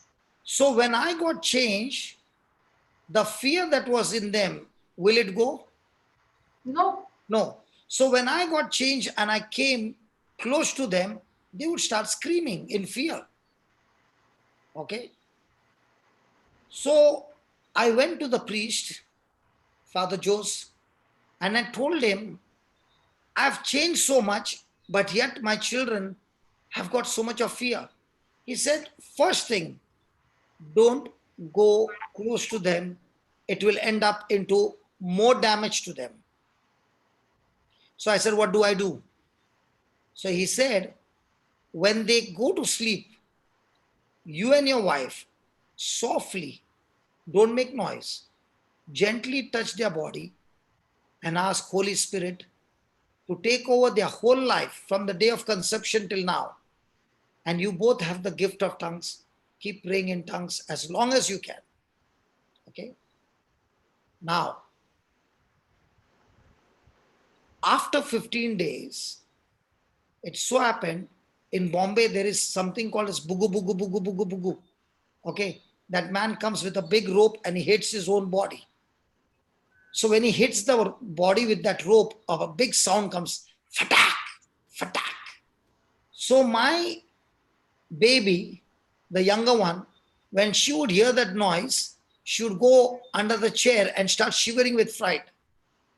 But that day, after 15 days, okay, she was standing on the grill and that man came, bugu, bugu, bugu, bugu, bugu. And she said, Dad, look at this man, come here and look at this man. Why is he so foolish that he's hitting his body with that rope? And I began to wonder, 15 days back, she would run under the chair and now she's standing at the grill and watching everything and she has got no fear. And that's the time the Lord said, what you are praying in tongues, the demon who had authority over the baby's mind, because of different areas of fear, when you are praying in tongues, the Spirit of God praying has destroyed all those things that were stored in your baby. Now listen. When I was a bad man, I would never lift my children. Okay? So they have never played with me. Now, one is 9, one might be 8, and another one is 7. At 8 and 7, I started becoming horse, and we began to play horse up to the age of 10. So what they were supposed to play when they were 3, the Lord gave me that same enjoyment to play when they were 9 and 10. Amen. Thank you, Jesus. Are you understanding? But the beautiful part is, from that time on, their life changed. So beating your child, you will make that child like me, a rebel. But praying for that child to God and attacking that spirit by taking authority and attacking that spirit and casting out, these two things when you do, and lay your hand and pray and keep loving the child, now that love seed will change the child. There's one more question about this interpretation. Now you were interpreting that person's dream last night. So somebody is asking, how can we interpret with so much wisdom? Now. Did you go to the university directly, or did you have to go step by step? Step by Step step. by step. See, a gift is not given based on your works. Gift is given when a person repents. But if a person has got a gift and he has no word of God backing, he can destroy people left, right, everywhere. But when he's got a word of God foundation, when he's speaking, he will never contradict any time in what he's speaking to the word of God. But the moment he contradicts, it's no longer a truth, it is a lie. And when a lie seed is planted, it will only destroy the church. So before all that, you start praying for interpretation for yourself. First, use the well. Correct. With the well, let your life begin to change. Into a river. Amen. An area where you have been changed, that facet where you have got the victory, go and share only that facet, because there you're confident, because that well water has turned into river only in that particular area. Okay. Not everything. Yes. So just because you got one facet clear and you have become a champion in that one facet, I'll tell you, when you start praying, you will get people of the same facet coming into your life. Amen. Yes, exactly. I have also experienced that. So when those people come, they think you are a diamond with all the facets polished. No. You have been polished only one facet, and that one facet, when it is polished, remember, when the rough diamond, it is the hardest substance on earth. When it is rough, it is just like khadi sakar ko kya bolta hai? What do you say for khadi sakar in English? Kadi sakar means- Wonderful. There's no word for khadi sakar in English. What is kadi Yes, sakar, ma'am. Papa? Huh? It is that sweet, like Transparent, like whitish, no? white. It's like a white stone, like rock sugar. Okay. We say In rock. marriages they keep. That is your word, huh? Rock sugar. Wow. You are inventing. Somebody said, there is no word called lovey in the dictionary. God is a lover and you are a lovey. She said, there's no word, it is beloved. I said, I thank you for making the correction, and from today I will use the word beloved. But when I say lovey, people understand better, because that beloved, we have heard it so many times, a person cannot understand. To make them understand. But she said, but when you are using a word not found in the dictionary, you are teaching them a wrong thing. I said, I'm teaching them the wrong thing, but at least they are understanding the right thing. So we can make that entry in the dictionary, no? Lovey, new word. Why does the dictionary have to be? It is a candy sugar. I've got a dictionary here, Swarup. Yeah. The It's great. like See, people are putting in the chat sugar candy, rock sugar. Okay. There, candy sugar. Now that candy sugar has got no shape. So also the diamond has no shape. Okay. But when the diamond is polished against another diamond, is Jesus a diamond? Yes. And one diamond is polishing the other diamond. Praise God. All the corruption is going out, but the friction is giving a solid, heavy temperature heat. And when it is polished, because I come from the diamond tools, when it is polished, you can see through the crystal. And when it is polished, that edge is extremely sharp.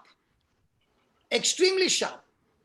So when your facet of corruption in a particular area is polished by the Holy Spirit, by the word of God, that edge is so sharp that now when you go and deal with people in that same area, chains are broken just like that. Because now you are a diamond who can break chains in the area where you are victorious. So in that area, you are no longer a well, you are a river. And now not only a river, you have turned into rivers. And that's why God deals with each facet one day at a time. Once that one facet is polished, he deals with the next one, and the next one, and the next one. And as you get victory, you are being shaped into a beautiful diamond. And now when all the facets are coming to victorious, when that person stands, they can come in any area. You are well equipped to break any kind of chain. Well, this question and answer session was amazing. We have not started the tongues, and people asking, has he started point number 31? I said, not yet. But I believe that even all these things that we share, it's the work of the Holy Spirit, because I don't come prepared with what I'm going to, how am I going to preach. The Holy Spirit, you are the boss. You do what you want. Hallelujah. But one thing is sure, that with these question and answers, the answers that have come, it is God's wisdom to tell you how you can use the well first to get your own facet polished.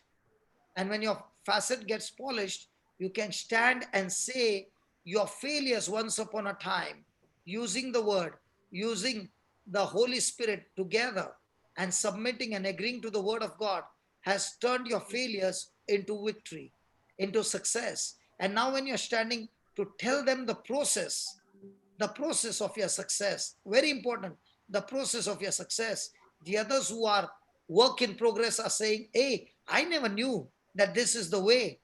Thank you for showing me. I got the ID, I got the password. Now let me also put, and I also get into this. Praise God. And that's how we help one another to get victories through our own victories by sharing with them our testimonies. That is why it is called as a testimony. A testimony cannot be a testimony without a test. Hallelujah. Hallelujah. Thank you, Jesus. Thank you, Jesus. Thank you, Jesus. Thank you, Jesus. Amazing revelation, Papa. Thank you. Hallelujah. Hallelujah. Hallelujah. You know what? We all have our own facets. We all have our failures. Okay? But what's the difference between a loser and a champion? The loser is all the time focusing what he's going through. What is going through. But a champion, even though he is in that through, he is not focused on what is going through. He is focused on what he is going to. Yes. See, a loser is all the time focused on what is going through, but a champion is focused on where he's going to. He's going to that finishing line. He's not focused on the everyday practice. The coach is putting him on a practice. Take 10 rounds, take 15 rounds, take 20 rounds. He's focused on that day of the match. I'm standing on that first number when they give you the medal. He's only focused on that, and his focus is that. And that's why when he's taking 20 rounds, he's not even bothered. Okay, I'll give you an example. The other day, when I was in college, I'd seen a movie, 36 Chambers of Shaolin. Okay. So I was telling Brother Sudhir, that movie I'd seen, but it was such a motivation movie for me. Okay. And I used to see Bruce Lee movies. And I remember I saw 2 shows, one after another, Bruce Lee movie. And from the theater, when I got down, that mind was so caught up with martial arts that I was actually running at a high speed, and I reached home without taking a break, without even becoming breathless, which in the normal, I would take 4 or 5 stops. Okay. So those incidents are still there in my mind. So if I look at Jesus and look at his strength and look at his way he's loving and make that vision, and it's like I'm watching that movie over and over again, and I'm imitating, I will have such powerful strength that I'm not looking at what I'm going through. I'm looking at, if he can do, I can do it as well. Are you understanding? So when you are a champion, you are not looking at the hardship that you're going through. You're looking at the finishing line when you will be exercising, you'll be practicing and practicing. Now, from quite some time, I'm walking 5 steps, 5 stairs. Okay, I'm walking four times. That means 20 floors non-stop. Okay, when I saw that movie, I went 8 rounds non-stop. So when I came back, I said, those 4 rounds, what I was taking, five floors 4 times non-stop, okay, I would become breathless when you reach the top and you're coming down. But that day I told him I want to see the movie again. And I put the word of God in my ears, Jesus the true wine, the audio. And I was listening to the audio, and I kept my mind. If that fellow kept his focus that I have to pass this chamber, I was on this, Jesus, you are the true wine. I have got your sap. I have got your sap. And it is your energy. It is your strength. I'm walking. I'm walking. I finished 8 times the same 5 floors without being breathless. Wow. Are you understanding what I'm saying? So all this time I was thinking, I have to finish this. So I'm going through. Now I'm not even focused on that. I'm focused on Jesus, that he's the true wine and he's the sap. And I'm praying in tongues. Come on. I'm getting an intimacy. From here is the audio. Come on. Here is all about the true wine. And from here is the tongues all put together. 8 rounds of 5 floors each. No problem. I hope you all are understanding what I'm saying. Yes. Because when you all become silent, I begin to wonder, is my voice going or not going? Yes. Look at Jude, he got so tired, he's gone to a relaxed mode. No, I'm not relaxing. No. Hallelujah. We are listening, concentrating and listening. No, A person who did the first day only 2 rounds, and a person who just renewed his mind, got Jesus the real wine audio, okay, began to think, I'm full of sap, fresh and green, according to Psalm 92, the word of God, tongues going out, the audio Bible, John 15, repeated again and again and again and again. And I came back and I said, you know what? I did 8 rounds and I was not even breathless. I could have gone up to 10 as well. But I don't want to finish so much that the next day I find it difficult to even preach. I don't want to go and exert myself. But why the difference? When you are a victim, you are with a victim mind, You're only looking at what you're going through. Joseph did not look at what he's going through. He was looking at the dream that he was going to. The final goal. The I hope final you goal. understand. I hope you understand. Yes. And to go to, God has given us a powerful tool called the gift of tongues. And when you're using the gift of tongues, you're going to. Now, for example, many of them are saying, we have lost our jobs. Many of them are saying, our salaries are cut. Many of them are saying so many things. Now, I am saying, if a person is using the gift of tongues and is in constant intimacy with God, he is saying, my source is my Father. And if he can take care of the sparrows, how much more I'm precious to him. He's taking care of me all that. Instead of me wasting my time with the lies of the devil, let me spend some more time with the Lord and enjoy this lockdown, because I would have never got a live-in retreat so much anywhere in the world that I can sit in my house, I can eat my chips, I can eat this, nobody to see, I can dance, I can listen, I can put it on my ears, do the cooking, and still I'm in a retreat. Amen. Come on. Yes. It's all about your way of thinking. See, there was this lady in Dubai. She just sent me a testimony a few days back during this lockdown. She said, my husband's salary, their company, they used to get their salary every month very late. Okay. Instead of thinking about the difficulty of not having salary, I started confessing, thank you, Jesus, for crediting the salary into the bank, and we have got salary every month in time. And she says, what do you think? The salary started coming earlier than before in this lockdown time. Praise God. So All this time she was worried about the salary. She was worried about the salary. And this time she began to speak by faith, yes, and the salary began to come beforehand. Now what's the difference between the two? One, she was a victim. Second, she was a victor. A victor. So do people get drowned by falling into the water? No. By staying there. No person gets drowned by falling into the water.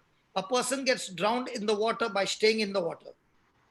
So no person gets destroyed by when they fall into a trouble. But when you decide to stay in the trouble, you will surely get drowned. But when you start using your faith will change the season of your life.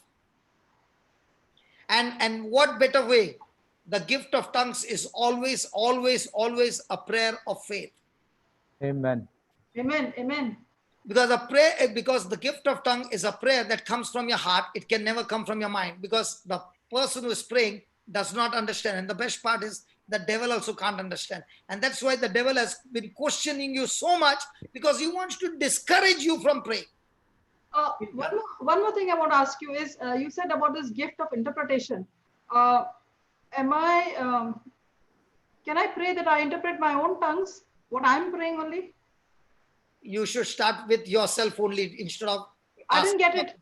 Hello, if you are not getting sure with your own result, you will make a mess in other people's life.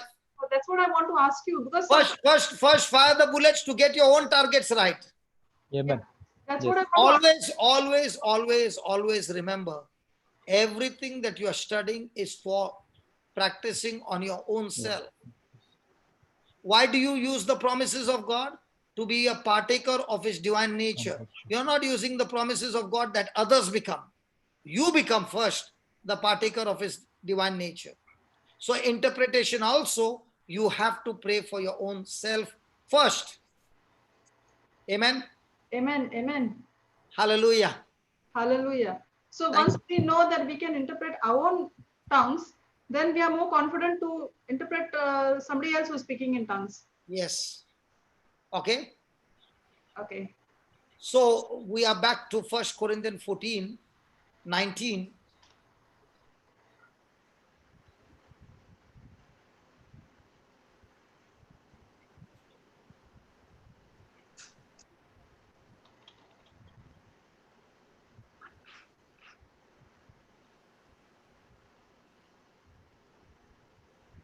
Yet in the church, I had rather speak 5 words with my understanding, that by my voice I might teach others also, than 10,000 words in an unknown tongue.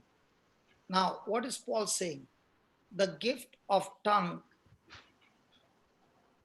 is not for teaching or preaching. The purpose of tongues is not for teaching or preaching.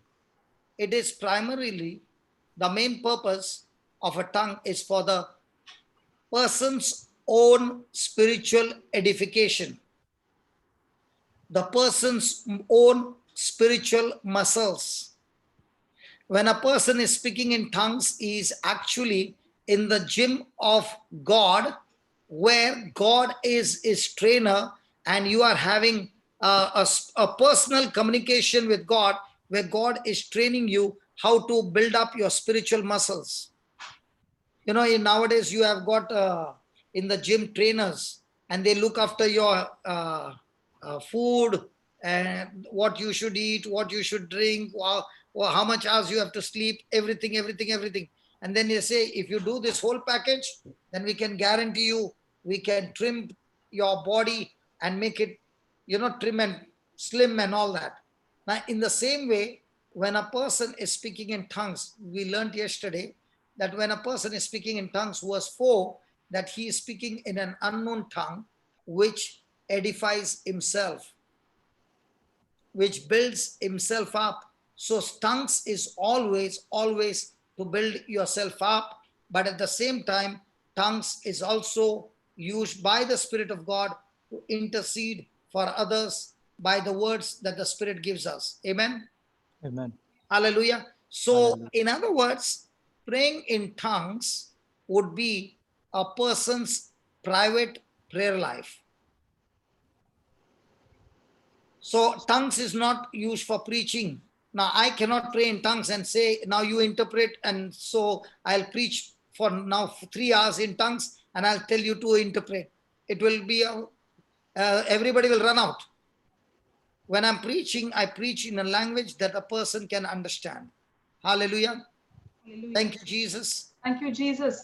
Hallelujah. Hallelujah. So, in other words, Paul is saying, when I'm not preaching, I'm praying in tongues. But when I'm praying in tongues, I'm not praying in tongues that I will disturb the other person, but I'm praying in tongues because by praying in tongues, I'm able to communicate to God. Amen. Amen. Amen. So Amen. when he's talking this, that I'm praying in tongues and it is bringing such great profit to me, he's in fact telling the people in Corinth that I am thanking God for what beautiful gift he has given me. Hallelujah. Hallelujah. He's valuing it, and he's saying it is of such great importance, and he wants to use it day and night, but not in the wrong place that will create problem in the church. Hallelujah. So when I'm in my private prayer time, when I'm having fellowship with God, when I'm in person, I am not only praying in tongues, I'm also operating in both the gifts, tongues with interpretation. So the first thing is I must be using the tongues as well as interpretation for my own personal growth. And when I grow,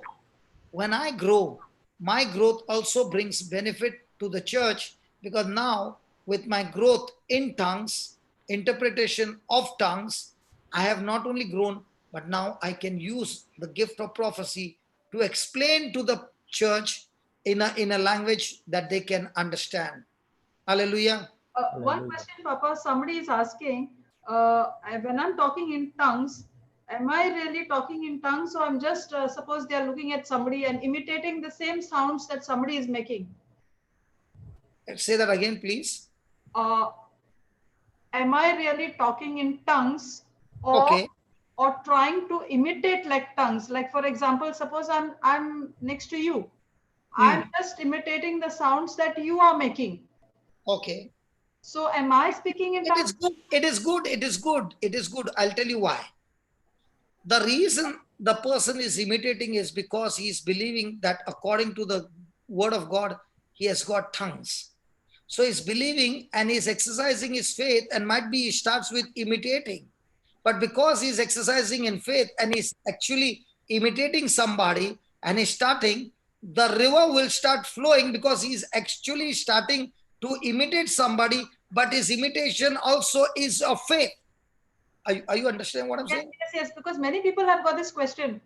Okay. I'm just thinking what you're saying, not me. Okay, you are saying what you're saying, but the good news is, when you're doing it by faith, in the beginning you might be imitating, but that faith in you for which you are doing, will that open the river?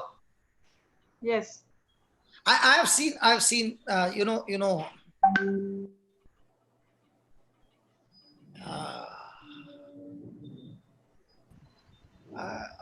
don't remember what was the question. A lady had come, okay, very, very smart, very, very intelligent. She's in US now.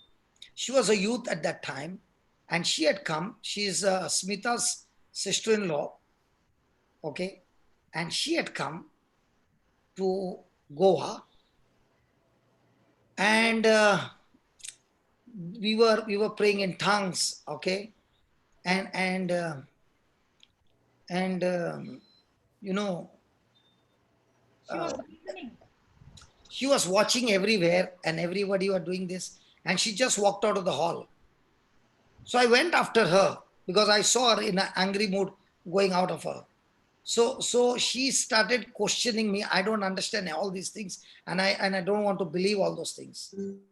So I said, okay. She said, I don't understand, and I'm not getting it. I'm frustrated. So I said, say, ba ba ba, ge go go ba ba, di di ju da do da. She said, am I a fool to do that? You said only to say ba ba ba. Ba, ba, ba, ba, ba. I think only that. Something like this. Yeah. I remember. And she said, is that foolish? I said, become a fool and say it by faith and see what happens. And she started da, da, da, da, da, da, da. And the river started. And when the river started, she could not stop. She just could not stop. And she had to go that day. And now I have to put her in the bus. And even while going down, she went on and on and on and on. Praise God. Every time I would meet her, I would ask her, hello, da da da, do do do do da da da. And she would start laughing. Because after that, you know, what happened was she had a skin problem where there were boils, you know, there were more boils than the skin, you can say. And it was like bleeding, you see. And she's a youth. And she was going through all that, and she had come. One of the reasons was she wanted to be healed. Okay. Now she started that, and she went home. 15 days later on, she sure sent me a picture with the skin brand new. Amen. Now all the ladies will say, I am going to learn tongues. Even if it means da da da da da, do do do do do. I want that because I want a brand new skin. If you want to get a woman's attention, talk about something beautiful. All the woman's eyes and the antenna will be on. If you pray in tongues, your hair will come thick. See, now two ladies are not talking, only Jude is talking. Because we don't have anything. Antenna, eyes, nothing. But the two ladies became quiet. We are listening because we have to answer Something other simple. ladies also when they ask us what he said about that hair and about that skin. But that is how it is. She started imitating, and I had to force her to start saying by faith. And when she starts saying, then because what happens is, to activate, people feel that you know, I'm a foolish person. Okay, I did not get, because they want to understand, they want to interpret even before they start speaking. So when you are imitating somebody, I would say it is the best thing to do that, praise God, because in that, at least you will start by faith, and then faith will take over and the river will start flowing. Some of them, the river flows instantly because it's all about believing. Some people have got somewhere small blocks, but that imitation will take them through because now they are doing it by faith. So we could even make those people who find it difficult to receive tongues. When you make them say, then they get stuck to that. Yeah, you can. So we can just tell them, at least speak what I'm saying. Yeah, in the beginning, yes. And then it happens. Mostly, I would say 90%, 99%, they will, the moment you preach tongues, it gets, they will start speaking. Only the extra smart, no? They think a lot. They get locked. And you That's why Jesus said, no, you should become like a child to enter the kingdom of God. A child doesn't question, doesn't reason out. He just believes. Because when I got my tongues, all I started doing was, you said, say hallelujah. So we were just saying hallelujah, hallelujah, hallelujah. You said, come on, and just became started with that. Yeah, Papa, I want to share regarding this also. I have seen in our team, okay, they preach the gospel and they preach about tongues and they say hallelujah, say hallelujah, and they put lot of pressure and they will force them, come on, open your mouth, say hallelujah, hallelujah, and the other person is saying hallelujah, hallelujah, and get frustrated. But it is not that case at all. You don't need to put pressure on the other person to say hallelujah. It's not about saying hallelujah. It is faith. It is faith. You just preached many times, Papa. I never told them to even say hallelujah. I would only say open your mouth. And they are already, the whole congregation is on fire. Everybody is speaking in tongues. Yeah, because it is all depending on how you preach by saying, this is not for few, this is for everybody according to the word of God. All spiritual blessings are given. All those who believe in Jesus will speak in tongues. Whatever you asked in prayer, first believe you have received it. You take these 3 scriptures and keep on bombarding in them so that they know now, hey, it's my birthright. It's my birthright. It's my birthright. And now the river is already waiting to come out. Yes. Even in Jesse's house, Jesse's mother is a Chinese. But nobody laid hand, nobody told hallelujah. She was next day, Jesse was messaging me, my mother is already praying in tongues. Hey, she would be speaking in Chinese and you thought it's tongues. Jocelyn, she would have been talking in Chinese and you said she's speaking in tongues. Oh, Jessie is there. Yes. Thank God she's given her confirmation. So she was not speaking Chinese, huh? No, she was speaking in tongues. And she's not even a Christian, Papa. She just believed the gospel and she just started speaking in tongues. Because the river... She did not say hallelujah also. She just started to speak. Now, it's not because I want to tell this because I see so many preachers struggling in preaching the, according to the tongue, where they force people to say hallelujah, hallelujah, hallelujah, and they think by saying hallelujah you will get tongues. You will not get tongues by saying hallelujah. You get tongues by believing what the gospel says, what the word of God says. Praise God. Praise God. Because I remember in one of the youth retreats, somebody did not even preach on tongues and brought all the youth in front and began to tell them, now you will speak in tongues. Nobody spoke. And they were struggling and struggling and struggling. And then I said, you can never give, okay, I'll put it this way.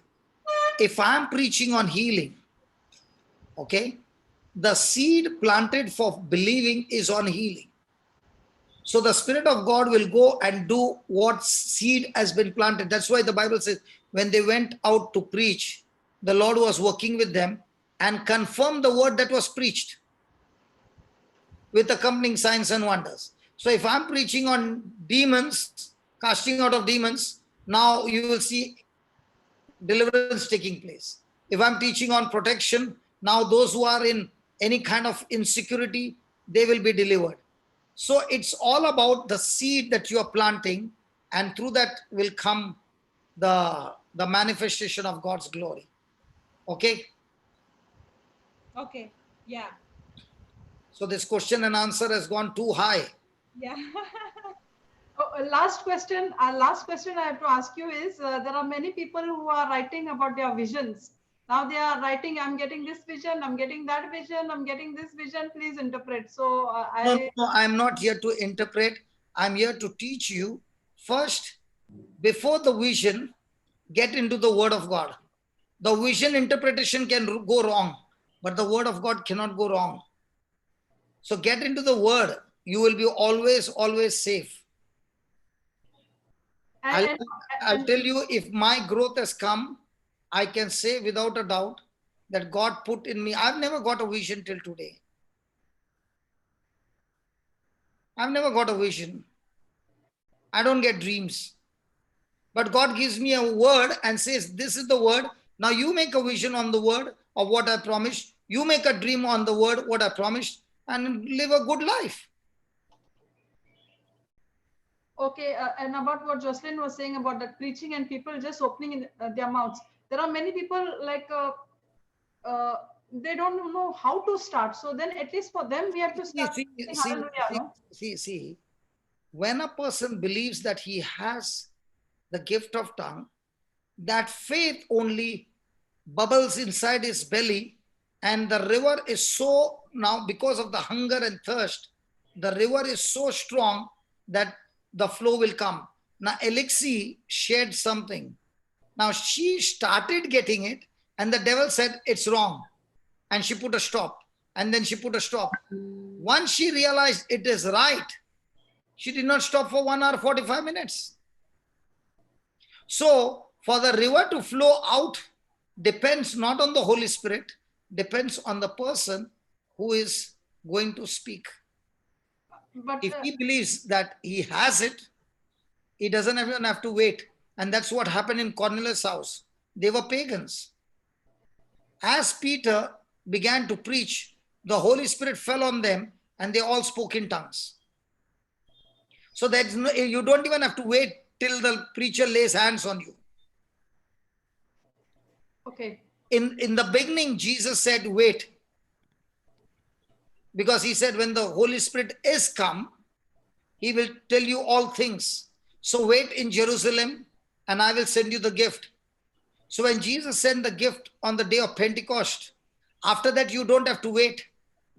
They had to wait because the Spirit had not yet come. Are you following the difference? Yes, yes. But when I have heard somebody speaking in tongues, then I know at least what it means to speak in tongues. Because if I've never heard somebody speaking in tongues, then how can that suddenly come out from me?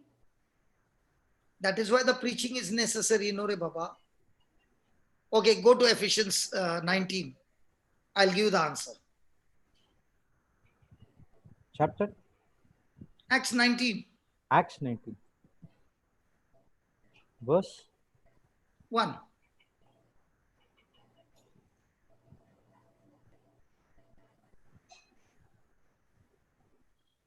And it came to pass that while Apollos was at Corinth, Paul, having passed through the upper coast, came to Ephesus, and finding certain disciples, okay, he said unto them, have you received the Holy Ghost since you believed? And they said unto him, we have not so much as heard whether there may be any Holy Ghost. So now what is the problem? Marina, what is the problem? Papa, I'm sorry. I just got a phone call. I have to just leave for 2 minutes. I've just got a call from office. Okay, you can leave. Jude, what is the problem?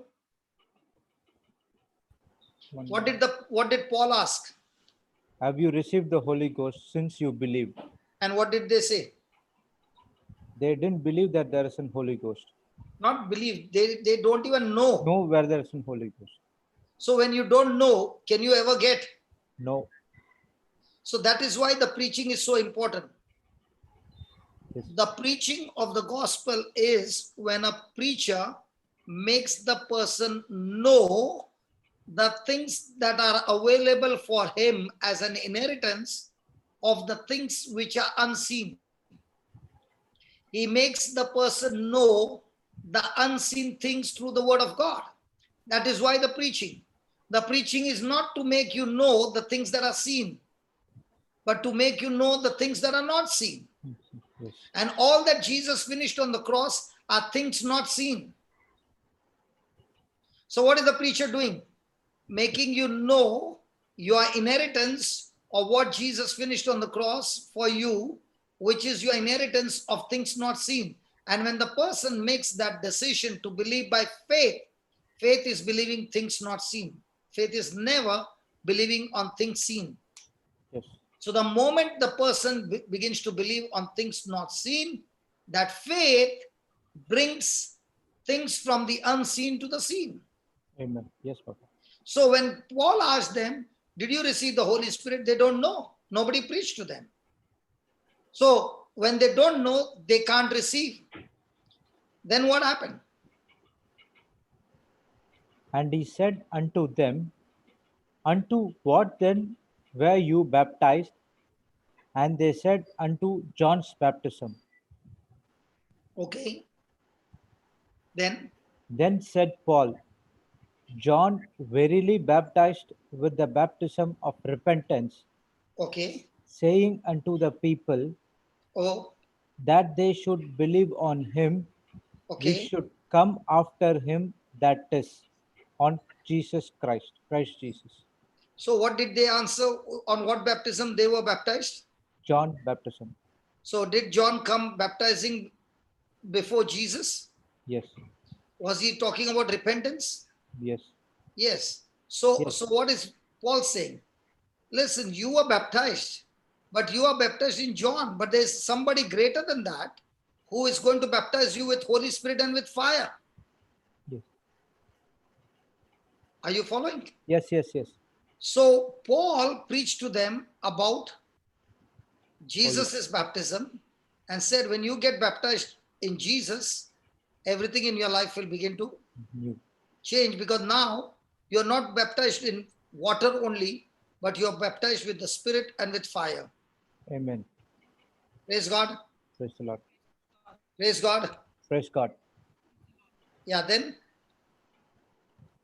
When they heard this, they were baptized in the name of Lord Jesus. okay. And when Paul had laid his hands upon them, the Holy Ghost came on them, and they spoke with tongues and prophesied. So what if Paul had not preached to them? They thought there's only John the Baptist. But now Paul is preaching on Jesus to believe in the one who would come after him. Now, these Jewish believers who were in Ephesus, they did not know what had happened back in the land of Israel. They did not hear about Jesus. But when they heard this, look at the 5th verse. But when they heard this, so how did they hear? Because it But was Paul- preached. Through the preaching. Paul Through the speaks. preaching. Did they see Jesus? No. No. Did they see Jesus crucified? No. No. Did they see him buried? No. No. Did they see him resurrected? No. No. But now are they seeing with the spiritual eyes with what Paul is preaching? Yes, Yes. Yes. And because they believed, they got baptized in the name of the Lord Jesus. Jesus. Yes, Now, did they get born again? yes, Yes. Now, did Paul stop over there? No. No. He said, you got born again now. Okay. But there is something more. yes. From here, you got to go to the next level where you are going to receive the Holy Spirit. And when, read that 6th verse. And when Paul had laid his hands upon them, the Holy Ghost came on them, and they spoke with tongues and prophesied. So how do you know that the Spirit of God has come with fire?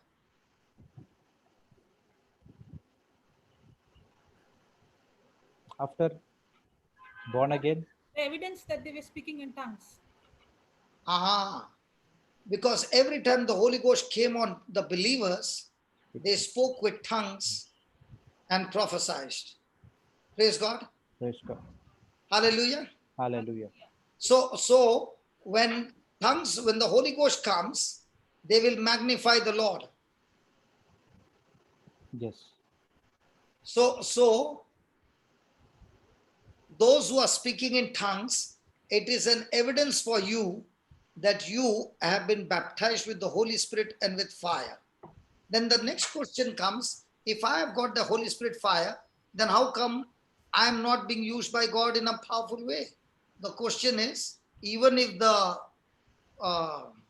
government water is coming in your washroom and you don't open the tap, will the water ever flow from the tap?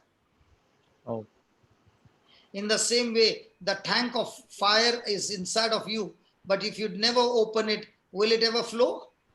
no. Praise God. Praise God. So when a person is received tongues, it means that person has got the anointing of the Holy Spirit, praise God, and he can speak with tongues, he can prophesy, praise God. He got to study the word of God. Yes. Thank you, Jesus. Thank you, Jesus. So a person has been studying the word of God, like Brother Gilbert is studying the word of God for 14 years, teaching the word of God for 14 years. But when he began to realize that I'm missing something, and when he cast that spirit of unbelief out, the fire of the Holy Ghost took over. And now what happened? The preaching of the word is a beautiful spiritual gift. But along with that beautiful, good gift, the baptism of the Holy Spirit now brought manifestation, signs, and wonders. So when a person is receiving the well, when he's got born again, can a person, a baby is born, can you keep the baby hungry No. and not feed food? No, we can't. No. We need to feed. Let's say the baby is not fed food and all the toys are brought. Will the toys be useful? No. No. What is first needed is the baby's good health. Yes. So the word of God is your Crucial spiritual food for your spirit. Yes. Hallelujah. Yes. Hallelujah. Thank you, Jesus. Why Thank when you, a Jesus. person is not focusing on building the relationship, studying the word, then they get diverted, or they go into all these deception of interpretation, dreams, vision. The main reason why they are carried away or they have been led in the wrong way is because that main eating that food is missing. That is what is important. All others will automatically open up. Yes, because the feeding of the word is the foundation, and your main relationship with God is that God speaks to you through the written word of God. Yes. And when that is missing, then the person gets attracted to the manifestation. Yes. He can see the manifestation, then he becomes like the Israelite. Yes. He can see all the signs, wonders, and all that is happening. The Red Sea being parted, they are walking through that, but having no nourishment of the word of God, they get lost. And one more thing, Papa, when I know the word of God, suppose if you are coming and saying, you prayed in tongues, God is giving me an interpretation, and you are interpreting. Now, when I know the word of God, I will say, come on, it is not in the word. That means I don't need to agree, no matter who you are. If I know the word, now nobody can come and say, I saw the vision, I have this interpretation, and lead me away from, that's why knowing the word is important. Can I share a testimony about that? Yes, Papa. I know everybody likes other people's story, but when No, I'm saying anybody especially wants to come and help testify, us. nobody wants to testify. What, Papa? Your testimony. Praise God. Okay. As I told you, there was this boy who was suffering from HIV last stage, and he got healed. Okay. Then he would sit on my bike, and every morning I would be going to the factory. By afternoon, I would be coming back. So by 2 o'clock, he would be meeting me at Daisar at my place. And then we would go for the ministry work, and we would finish at about 12 o'clock, 12:15. We would have dinner in some restaurant. And the good news is in Bombay, the restaurant, you can get food even at 1 o'clock and 2 o'clock, no problem. So we would eat somewhere and then we would come at the railway station and we would wait for the second last train for him. And there, under a tube light, we would be sitting and taking revision of what we learned and study something else. So on that night, I was teaching him on Ephesians 1:3, and I was teaching him, and we spent about more than an hour. And then his train would come at 1:45 or 2:15. I don't remember, one of the two. His last train would come and he would get into the train and then go home. So this was every night. So he was all excited, he's going and praying in people's homes, this, that. And wherever there's a meeting, you will definitely see him. I'm very, very hungry. So there was an intercession, for the prayer group I've got every week. So they would have one day before, 2-3 days before, intercession for the next meeting. So this fellow was not welcomed, but this fellow went there without invitation. He said, even I want to come for intercession. So they accepted him and he was praying. And now he's just a small baby boy. You see, he is praying in tongues loudly. Then that lady who was the leader, she said to him, God just gave me a message to tell you that you are not gifted to preach. You are not gifted to lay hands on the sick. Okay? Wait till God gives you this power and then you can do that. So he looked at her with surprise and she said, did God tell you that? And she said, yes, God told me that. The next sentence he said surprised everybody. He said, I think you should change your God. I think you should change your God. Because if your God said that, then your God and my God are so different. So everybody started looking at him. And as I told you, he was studying the word. He opened to Ephesians 1:3 and said, I don't know about you, but because I'm baptized in Christ and I've got the gift of the Holy Spirit, the Bible says that the Father God has blessed me with all spiritual blessings in the heavenly places in Christ Jesus. Amen. If your God is talking to you, I thank God for my God. He gives me in writing. Written down. Amen. He went to Mark 16 and he said, all those who believe in Jesus, he never said all those who believe after 10 years. He said all those who believe in Jesus, praise God, they are not only saved, they shall cast out demons, they shall speak with new tongues, which I am doing. And when they lay hands on the sick, they shall be healed, except for me. He told her, it is better for you to change your God and come and accept my God, because my God gives everything in writing. And he said to her, I will prove it to you. Is there anybody sick over here? And I'll show you. My God doesn't give in writing. He doesn't give orally. He has given me in writing, and I believe every word that he says. I want to ask, is there anybody sick over here? I'll show you what my God can do. And there were 2 or 3. And he prayed and they got healed. Then he said to her, listen, just because you gave me the message does not mean that message is true. If you are giving me a message and that message is aligned with God's word, your God, my God are the same. But if your message contradicts the word of God, you better change your God. And he said, you might be having the title, but that message did not come from God. That message came from the pits of hell. And hell to that message. I'm not accepting it.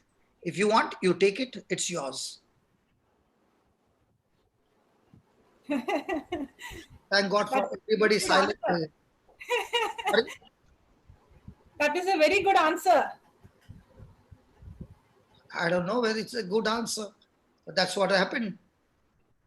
Amen. That is why when people come and talk to me, before I take the message, I will be very alert what this person is saying, because I had got messages coming from man of God leaders who nearly put me into the shell of bondage and nearly I got killed. From that day on, I'm not interested in anybody coming and giving me a message. I would rather sit with the Bible, take the word of God, and have a great relationship with God and build up my spirit and build up my relationship where I need to hear with my ear the voice of God rather than I hear from your mouth the voice of God. Hallelujah. Hallelujah. Hallelujah. Papa, one thing, Hmm. can the gift of interpretation get without speaking in tongues? Hey, without speaking in tongues, he has got no connection, man. Okay, just want to confirm. Okay, Papa. Without praying in tongues, why? How come you interpret it? Yeah, there are people who do that. Ah, Talking about other gifts. praise God. Okay. Thank you, Jesus. Thank you, Jesus. All the gifts leads ultimately to His word. Yes. Yes. Hallelujah. Hallelujah. Hallelujah. Thank you, Jesus. Thank you, Thank you, Jesus. Jesus. You know, I'll tell you, my growth came as I began to go into the field with the word of God. And that's the time. A carpenter becomes an expert only when he starts using the tools every day in a small way, and every day as he's using and using and using, he begins to sharpen his tools, begin to use, sharpen his tools, begin to use. That's how his work helps him to become stronger and stronger and stronger. Praise God. Praise God. Praise the In Lord. the same way, when you are going and ministering every day, you find people with new issues and you don't know what to do. And you're praying in tongues, and now tongues, the Spirit of God gives you the interpretation, gives you the answer, and you begin to get stronger and stronger. Praise Amen. God. Praise the Lord. Hallelujah. Hallelujah. Thank you, Jesus. Thank you, Jesus. Thank you, Jesus. So, can we just make a small prayer that we don't get caught up and we are not the agents to destroy people with our own wrong messages, but we are extremely, extremely cautious that when we use the gifts are used in a proper way, not destroying people's lives. Yes, Papa. Heavenly Father, we thank you. The spiritual world is so vast, it is infinite, and tapping into this infinite world is sometimes even extremely dangerous when we go without a foundation of your word. Your word is an anchor to our soul. And when we get into this spiritual world, it is more through the word that we want to tap into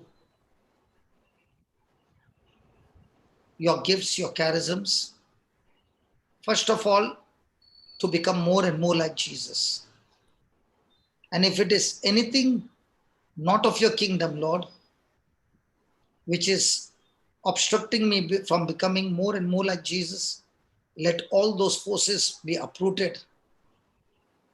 Because Holy Spirit, you will always lead me to Jesus. And any force that is not of your kingdom will create a block from coming closer to Jesus. Thank you, Father. Thank you for opening our spiritual eyes and building our spirit on the foundation of your word. Your word is the best counselor. There is no counselor better than the word, O Lord, because your word is you, Jesus. And the more and more we rely on your word, study your word, meditate on your word, build our spirit on the word, we become like trees planted by rivers of living waters.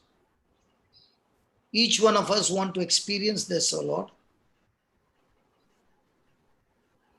Our relationship with you. And the more and more we grow up in this relationship, there is no fear, there is no doubt, but an intimacy with you helps us to practice this agape love with others. We thank you, we praise you. In Jesus' name, amen. Amen. As I was praying, there was somebody who was going through extreme headache. It's an extreme headache. Extreme means very, very extreme, unbearable headache. Who are you? You can raise your hand or you can put on the chat. The Lord wants to deliver you. The Lord wants to deliver you. Please come in.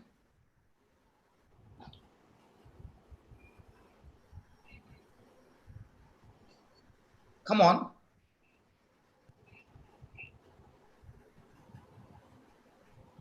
I'm feeling tired.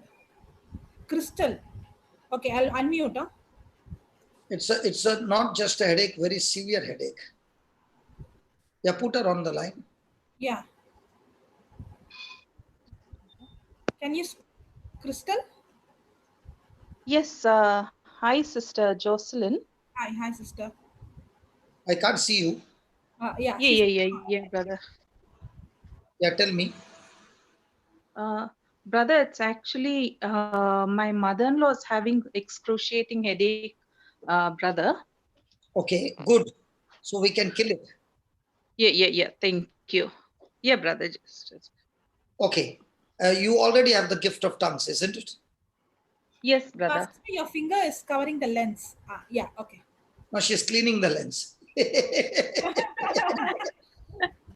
Okay. None of us are going to pray. Crystal, Yes. you're going Yes, to lay brother. hands on her. And for Yes. 1 minute, you're going to pray in tongues. Yes, Okay. brother. And we are going to Yes. watch the Lord deliver her. Come on. It's better Yes, that you learn to do the job yourself. Go ahead.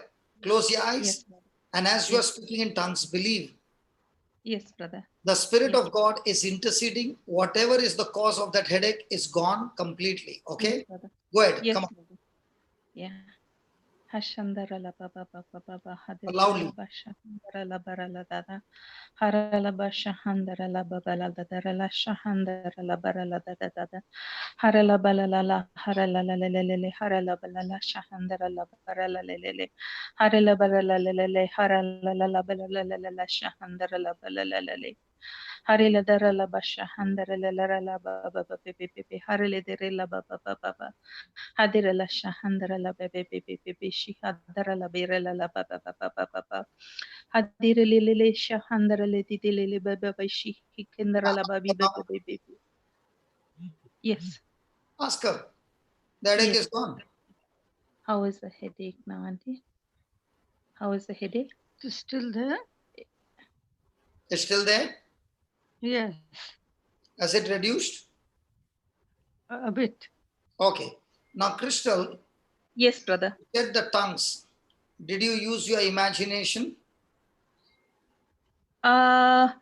Yes, brother. I was just not 100% the imagination. Okay. Now, as much as I was. now this time you pray the same tongues, but this Yes, time brother. use your imagination that Yes, as you're brother. speaking, those words are entering our ears and Yes, going brother. and destroying that spirit of heaviness completely. Yes, brother. Use Yes, your brother. imagination first, and then you Yes, open your brother. mouth and start speaking in tongues. Yes, brother. Go ahead. Yeah, brother. Hashandara la ba ba ba ba ba ba shihandara la ba ba ba ba ba hari ba ba ba ba ba hari la dara la ba shahandara la ba shahandara la kila ba ba ba ba ba hari la ba la shahandara la kahandara la ba hara la bi le hari kara la ba shahandara la ba le hari Imagine those words are going into our hari ears. Keep speaking. Keep speaking. hadira la bara la Those bara words la are going in hecheka through your hadira ears la into that place. harila baba With speaking basha those handrila words, the Spirit of God has destroyed that heaviness completely. Yeah, you continue. Harela Baba Shahandra Baba Baba Harele Ki Arala Baba Baba Harele Ki Shahandra Baba Baba Baba Harele Complete destruction. Baby Harele Heaviness. Harele Baby Ki Harele Baby Harela Baba Shahandra Baby Kirele Baby Harele Ki Hirele Baby Harele Yes, it is completely finished. Yes. Ask her. Yeah. How is it now, Auntie? Little better. It's better? Better. Mm. So you see the difference. You are speaking in tongues, Yes, brother. but your mind is idle. Yes, brother. But now you are using your mind and focusing on something, Yeah. and now the Spirit of God is interceding for her. Yeah. You are believing that as Yes, you are brother. speaking those words Yeah, come brother. out of a mouth are going and destroying that infirmity completely. Yeah, brother. So, did you need to call me or did you need to do it yourself? Yeah, nah. Yeah, I should have done it myself. Yeah. See, unless you become a police woman who has got a gun and start using the gun, but you will Yeah, be in brother. a uniform and calling the headquarters, not the headquarters, the branch office, Yeah. and saying, please come to my help, and whereas you are not using your gun. Yeah. Which one would make you happy that we use our gun and you use your gun and get the job done? Now, definitely it would have been, yeah. I should have done it And I myself. thank Yeah. God you are a fat person, faithful, available, and Yeah. teachable. I'm Yes, not talking brother. about that fat. I'm talking about teachable. So because you Yeah, are yeah, yeah. teachable, because you are teachable, from now on, make a decision that I will Yeah. use my imagination. Yes, I'll use brother. my mind according to the promise of God. That when I'm speaking in tongues, Yeah.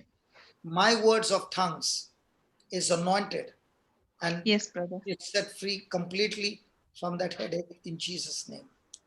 Okay? Amen. Amen. Yeah. Bless you. Yeah. Thank you, brother. God bless you. Thank you. Thanks. When I'm saying to somebody you're fat doesn't mean that I'm talking about the body, okay? I'm talking I about know. Yeah. Baba, there's one question. yeah. I mean, it's an she wants to know what to do. Brother, my friend is there with me right now. She Okay. has migraine for many years. Okay. 2 days back, she was suffering for the same. I Okay. casted out the spirit of migraine, but my friend was not believing that she is even set free, though she was vomiting. Right now, she is with me, and she does not want to me disclose anything. No, I'm not going to call her on the screen as well. Okay. But the person who has written, that person can come and talk to me. We'll not put the video on. Okay, so you can speak, sister. Praise Yeah, Jesus, she's brother. there. Hello. Yeah. Praise Jesus, brother. I'm Chantal, Okay. the air hostess from Jet Airways. Okay. Okay, please God, brother. Okay. So my friend is with me, and for many years she's having this migraine, like terrible pain. And Okay. this time she decided not to take medicine for the Okay. same. And so we were praying in tongues, and I told her, you just believe that this is the blood of Jesus that you're drinking. And so she believed that she's drinking the blood of Jesus. We blessed the water, and the moment she drank it, she started puking. Okay. Like so, we believe in the spirit that whatever spirit of infirmity is operating right now in her body, that it is completely coming out. Yeah. And since she was not in the right frame of mind, she was not even believing it, but she was just focusing on on the pain, because the pain was so bad that she was hitting us, she was scratching us and all. And because of which I mean, we didn't know what to do, but then finally we decided, like, let's to just leave her on her own and let her just continue to say Jesus, Jesus. because as we learned in the previous days that even when you call upon the name of Jesus, like Yes. you are set free, like everything is done. Yes. So Now I what is really, so right now when I told her about it, like she was not believing in me. Like she was not. I was like, just talk to brother. She was like, no. So so is she willing to talk to me? right now I Yeah. can. One sec.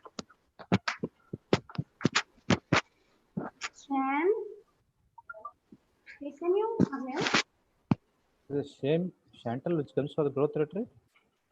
Yeah. She's the Okay, arrow okay. from. I thought it's a different. She is the one. She had come with depression, and today she has become a soldier. That she Praise is God. catching hold of other people who are in trouble. Yes. She's here. Yeah. Hello. Praise God. Praise God, brother. Okay. Are you still having that migraine? No, I don't have it right now. It keeps coming when I am just a little stressed. That's it. Okay. Now. You know, one of the reason of a headache is bitterness, unforgiveness. Right. So it becomes difficult many a times to forgive somebody, okay, who has really hurt you, okay, True. and that bitterness still remains inside. Right. Okay. Now you are going to pray in tongues, asking Jesus to help you to forgive those people. Yes, brother. Okay, and the moment you do that, okay, the Spirit of God will take over. Okay. Okay, and you will never get that migraine again all the days of your life. Thank you so much. Okay. Is it I a will. fair deal? Sorry, brother. Couldn't hear Is it it. a good deal? Yes, of course it is. Okay, so you and I, we will pray together. Are you ready? Yes, I am. You are going to pray in tongues, okay? Okay. Close your eyes, pray in tongues. The Spirit of God will help you to come out of this, okay? Yes. Okay. And you don't have to take anybody's name. Softly, you and the Lord speak and say, Lord, I choose to forgive this person, this person, this person. Just a whisper, okay? Okay. Okay, let's start. Father, I thank you for giving us such a wonderful baby to practice what we are learning right now. And Lord, Holy Spirit, you are the spirit of freedom. And when you come, you teach us all things, you guide us into all truths. So every lie that has become a stronghold in this baby be broken right now in the name of Jesus as we pray in tongues. Spirit of God, take over now and deliver this baby completely. In Jesus' name I pray. Amen. Come on, let's pray in tongues. I cannot hear you. Keep praying, keep praying. Heavenly Father, in the name of Jesus, as she is praying in tongues, Spirit of God, deliver her from every spirit that has been tormenting her for years. Every spirit that is tormenting her, in the name of Jesus, I bind you and I cast you out. Come out of her now, in Jesus' name. Come out of her right now, in Jesus' name. Speak in tongues, baby. Come out of her right now. Right now. Out. I said, out of her right now. In the name of Jesus. Come out. Come out.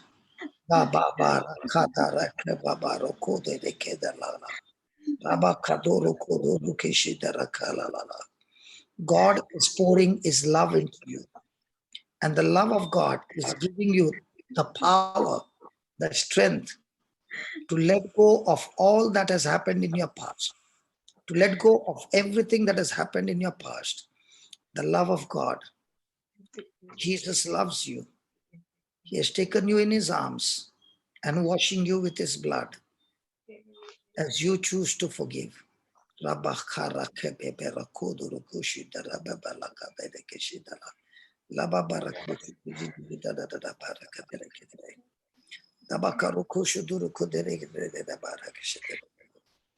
Just the way the blood of Jesus is forgiving you right now, the same power of forgiveness has cast out that spirit of unforgiveness out of you.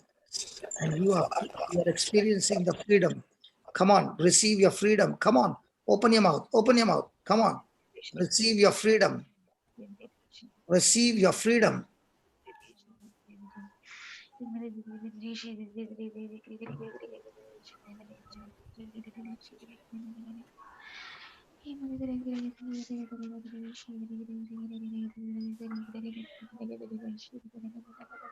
Search your conscious, subconscious, unconscious mind, O Lord, and let her be completely set free.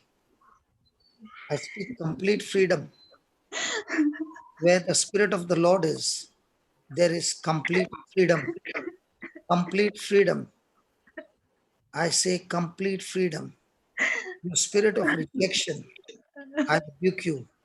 Spirit of rejection, I bind you and I cast you out right now. Right now, come out. Come out. I said, come out in Jesus' name. In the mighty name of Jesus. All rejections, all abuse, come out in Jesus' name. Out. Out. Lord, I thank you. Everybody listening right now. Spirit of God, you are touching every one of us. Every one of us. All those who are connected, receive freedom from that spirit of rejection, the spirit of false accusation, the spirit of abuse. Come out, come out, come out.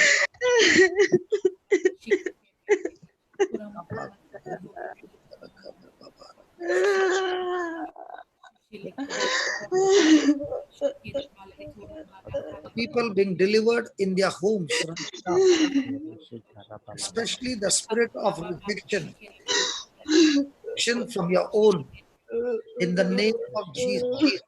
The spirit of rejection, you have no more power over this person. Come out.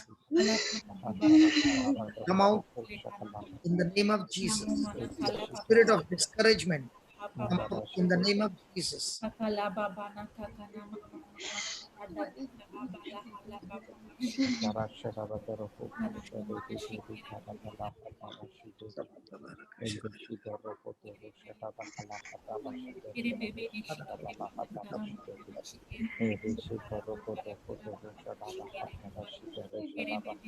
Fire of God, burn every corruption. Sanctify. Sanctify this baby. Thank you for your sanctification. Thank you for your cleansing. Thank you for making her completely clean, holy, and brand new. Amen. Brand new. Amen. Hey, baby, the Spirit of God has cleansed you and made you brand new.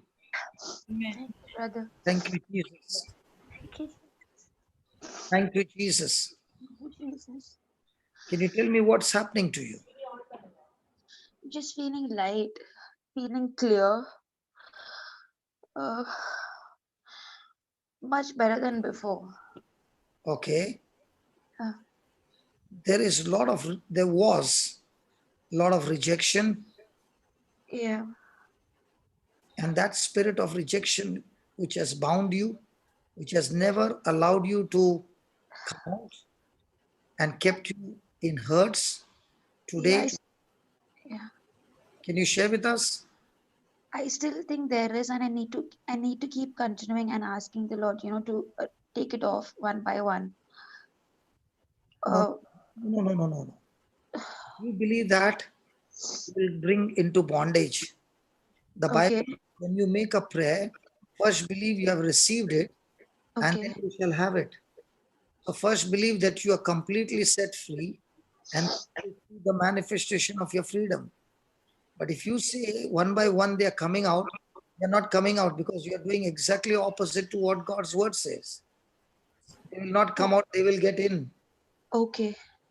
So say this, in the name of Jesus, In the name of Jesus, I am completely set free I am completely set free according to Mark 11:24.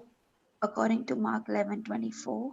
Jesus, you said, Jesus, you said, whatsoever I desire, whatsoever I desire, when I pray, when I pray, I first believe I first believe I have received, I have received, and then I shall have it. and then I shall have it. So in the spiritual realm, So in the spiritual realm, I have already received I have already received my freedom. my freedom. I'm free from rejection I'm free from rejection and all bad, hurtful memories. and all bad, hurtful memories. My past is nailed on the cross. My past is nailed on the cross. God doesn't remember it. God doesn't remember it, And I can't remember it anymore. and I couldn't hear that, brother. And I choose And I choose not to remember it anymore. never to remember it anymore. I am set free completely, I'm set free completely, not one by one. not one by one. Complete freedom Complete freedom by the Spirit of God. by the Spirit of God. And I've forgiven all those people I have forgiven all those people who have come against me. who have come against me. I release them. Brother, I have a question. Yes. Whatever hurt feelings that I have were in the process of doing the will of God, or obeying God and what He wanted me to do. So I think I just feel sometimes that I failed, maybe in doing the best that God wanted me to do. I was not able to love the person as much as, or completely like the way God wanted me to, and that's why I feel like I failed, somewhere, and that's the reason I feel like, okay, I've taken the rejection, plus I've not done what God wanted me to do. Okay. My question to you is, did you go to school or did you go to college directly? Yeah, I have to keep reminding myself of that, right? No, I'm asking you. Come on. Did you go to school or to college directly?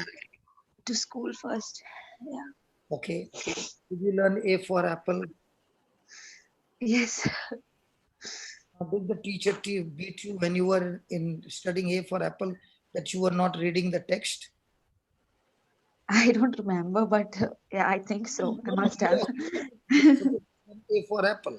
She can't expect you to read the text. Right. The same way, Jesus understands you and with love is saying, no problem. Even if you failed, no problem. Don't take the stress on yourself because you are not supposed to pass the test. I in you is supposed to pass the test for you. I don't know how that happens. Again.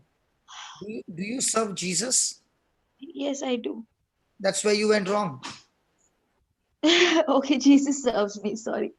If Jesus serves you, okay, Right. what are you supposed to do? Do you need to pass the test or do you need to cling on to Jesus? Cling on to Him.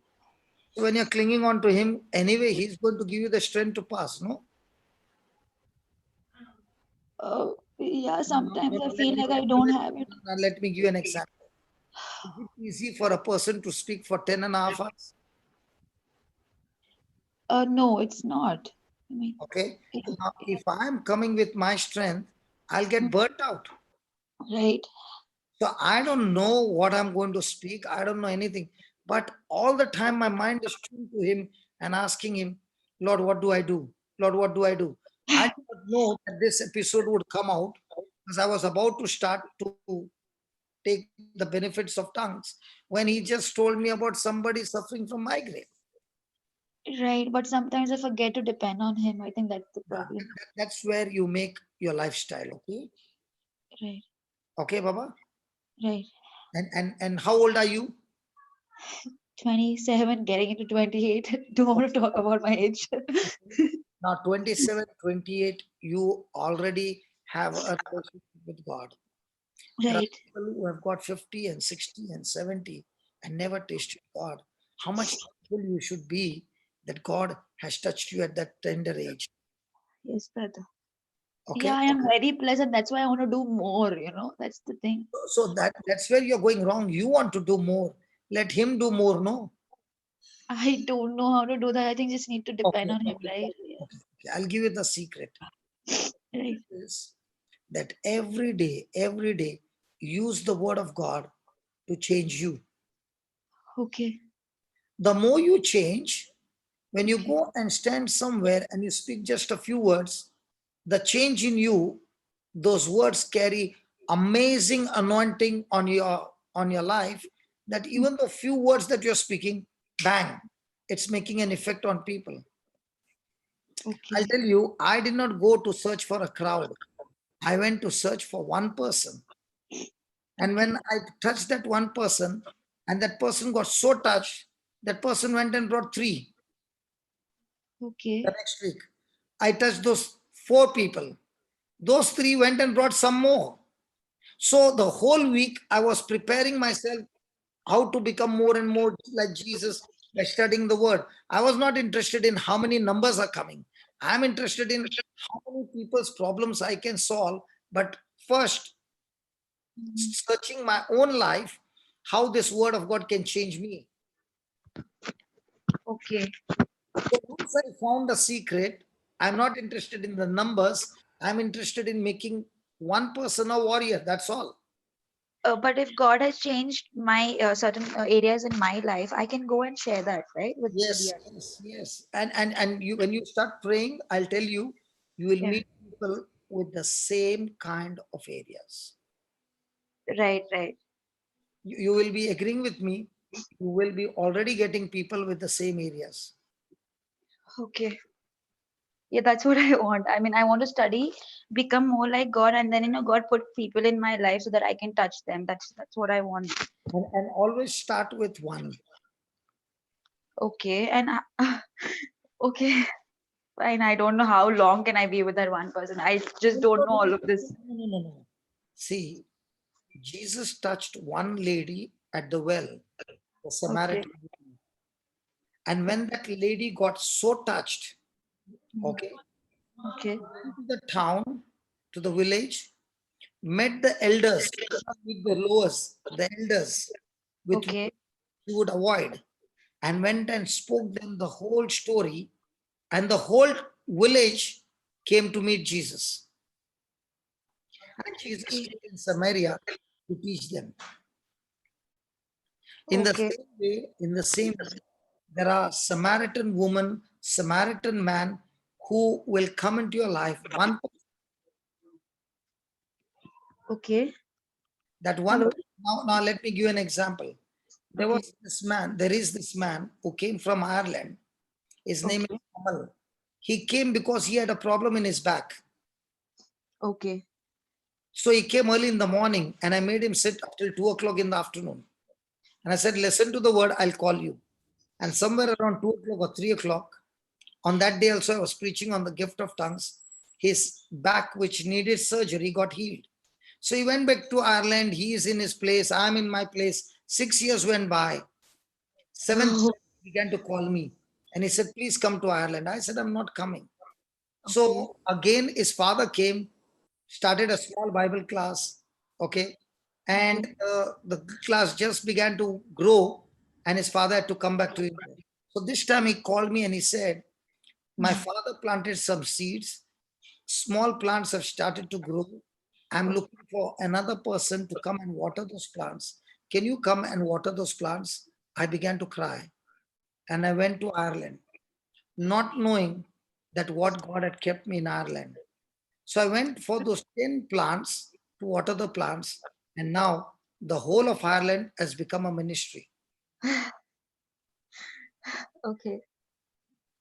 Even in I Australia, understand. even Yeah. in Australia, this beautiful lady, okay, Hmm. she called me, her name is Tanya, and she said, brother, what I've experienced, I want you to come to Australia.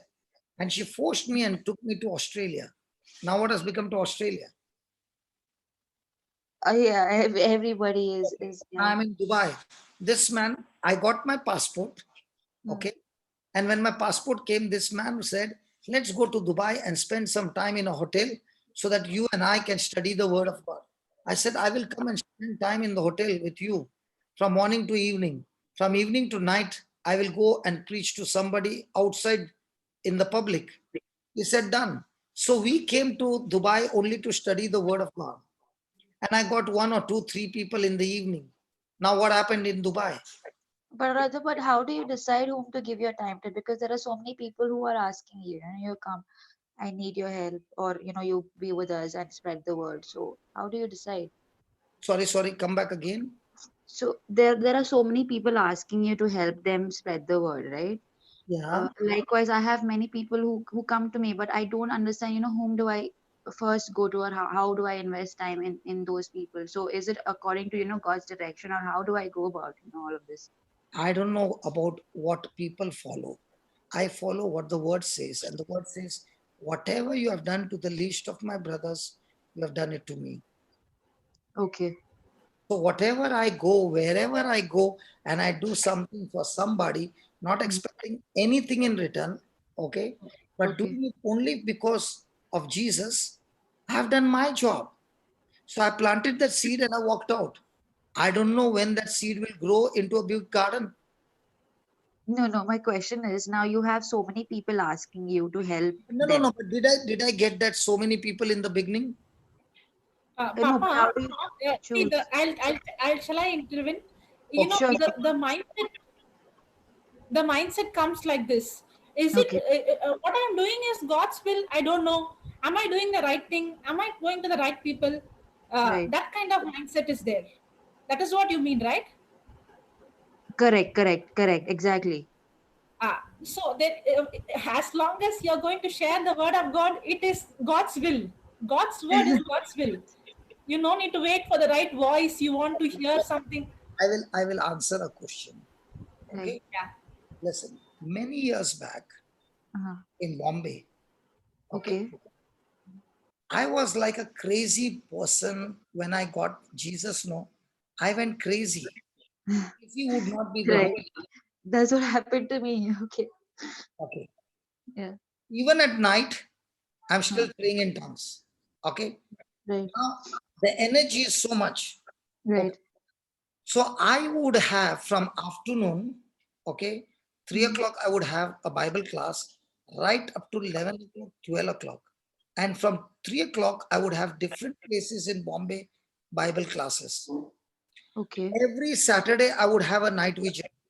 And from the night vigil, I would come in the morning for a catechism class for standard 10th. Okay. I would be driving after the night vigil, coming from sometimes to New Bombay, from New Bombay coming back, driving the car, and then coming and parking it outside the church because I would finish the mass in the night vigil, okay?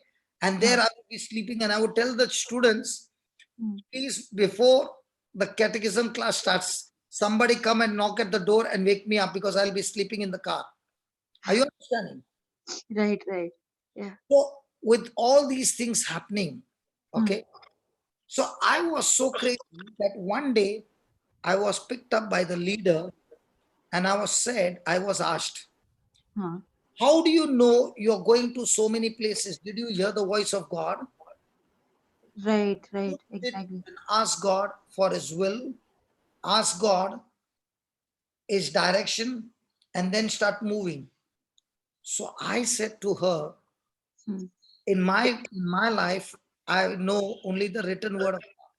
And the written word of God told me, go everywhere and preach to every creature the word of God. So for me, whether it's a Bible class or I meet a stranger on the footpath, I would even have classes in the footpath with the people who are sitting there on the footpath begging. I would sit with them and preach to them. I was so crazy. I would put them in the car and take them to the retreat center. I remember you telling someone to go and teach the dogs. That the same fellow who said, change your God. Okay. So I don't think I have so much of guts, but I admire, you going okay, now listen. every yeah. When she said that, I said, Uh-huh. I don't know about others, but I have got the written word which says, go and preach to every creature. Whether it is 100 people or one person or whatever time I've got, I'm going to invest to teach somebody or the other. And I Correct. said to her, now the way you are sitting and waiting for God to speak to you and then move, I am taking the word and moving. The Bible says in Hebrews 11:6, it is impossible to please God without faith. So if I am moving by faith and I supposing west and God has called me in the east and I went into the west by faith, my God is still pleased with me because I moved by faith rather than a person sitting on a chair, rocking chair and waiting for God to speak. Okay, I understand. Yeah. And when Okay. I began to do it by faith, those who are sitting on the rocking chair asking God, Lord, speak to me, years have gone and they're still on the chair, whereas I've gone across the globe and done the job, and I'm just laughing at myself and saying, thank God for the written word of God. I just submitted to the written word of God and stepped out in faith, and that was more pleasing to God than a person who is waiting on that same rocking chair for years and saying, God, please tell me what to do. He has already given to you his will through his written word. Okay. Yeah. So at that time, the lady did not understand. Okay. So we parted with her belief and I parted with my belief. If today we both are brought together, she has not moved out. Where is she? And the person who moved by faith, not knowing, because faith is always moving, not knowing. Just put that Hebrews 11:8, please. Right. That is why when you are in the word of God, there's no confusion, baby. Yeah. Hebrews 11:8. This is my favorite scripture. By faith, listen to this. By faith, Abraham, when he was called. Now, are you called by God? That's why you are baptized with the Holy Ghost. Yes. That's the proof. You're called, you're chosen. So by Yes. faith, when he was called to go out into a place is a location which he should after receive for an inheritance. So when he goes to that place, he receives an inheritance. Abraham, what? Obeyed. Right. Now, Abraham was 75 years when God called him. He was Right. one of the richest man with so many servants, everything. And the Bible says he went out, not knowing what? Not knowing where he was going. Yeah, I read the same word today in the morning. Right. You read the same thing in the morning? Yeah. Yeah. Hello, you read the same thing in the morning? Yeah, it was just a confirmation. Right. I read the same thing in the morning. And did Abraham move out in faith? Yes, I was admiring his faith, though he didn't know where he was doing, what he was Even doing, I where he don't know was. where I'm going. Even I don't know what I'm preaching. I don't know anything. But by faith, I'm stepping out in faith for the last 24 years, and I am seeing result after result, because this is the scripture that gives me the confidence. If Abraham went not knowing the address, trusting in God which way to go, he did not even know I have to go to the right or left, but he went by Right. faith, and God Right. is with my faith. And when I began to step out in faith, I am receiving my inheritance without sweating, but there is hard labor, but no sweating. Correct. Your inheritance is locked up in that place. And if you have not come out of your comfort zone to go to that place, the inheritance is waiting for you in that location. And that's why people are struggling, because they are trying their best to get that inheritance. You cannot get the inheritance unless you reach that place. Yeah. How come my bills are being paid every month all these years? Because I was moving by faith. And when I reached that location, God has already kept somebody in a problem. And when I went there and I preached to that person came out of the problem. The person got blessed. And after 3 years or 5 years or 7 years, he came back and he said, God told me to pay your bills. Yeah. Are you following? Yes. So am I supposed to go around searching for people who is going to give me my inheritance? Or am I supposed to go around using the faith and all that God has given me the resources to go and solve somebody's problem? Yes, brother. I'm supposed to be. Yeah, the step one is I learn his word, and the step two is God places somebody in my life, and then I just give the word that I have learned to them, right? No, no, no, no, no, no, no, no, no, no, no. Again. Okay. Give the word in such a way Uh-huh. that the person's problem gets solved and Okay. the person comes closer and closer to Jesus. Okay. Because if you are giving them the word and that word is not making any impact in their situation, they will not come for your Bible class. Okay. Hello? Yeah, I'm listening.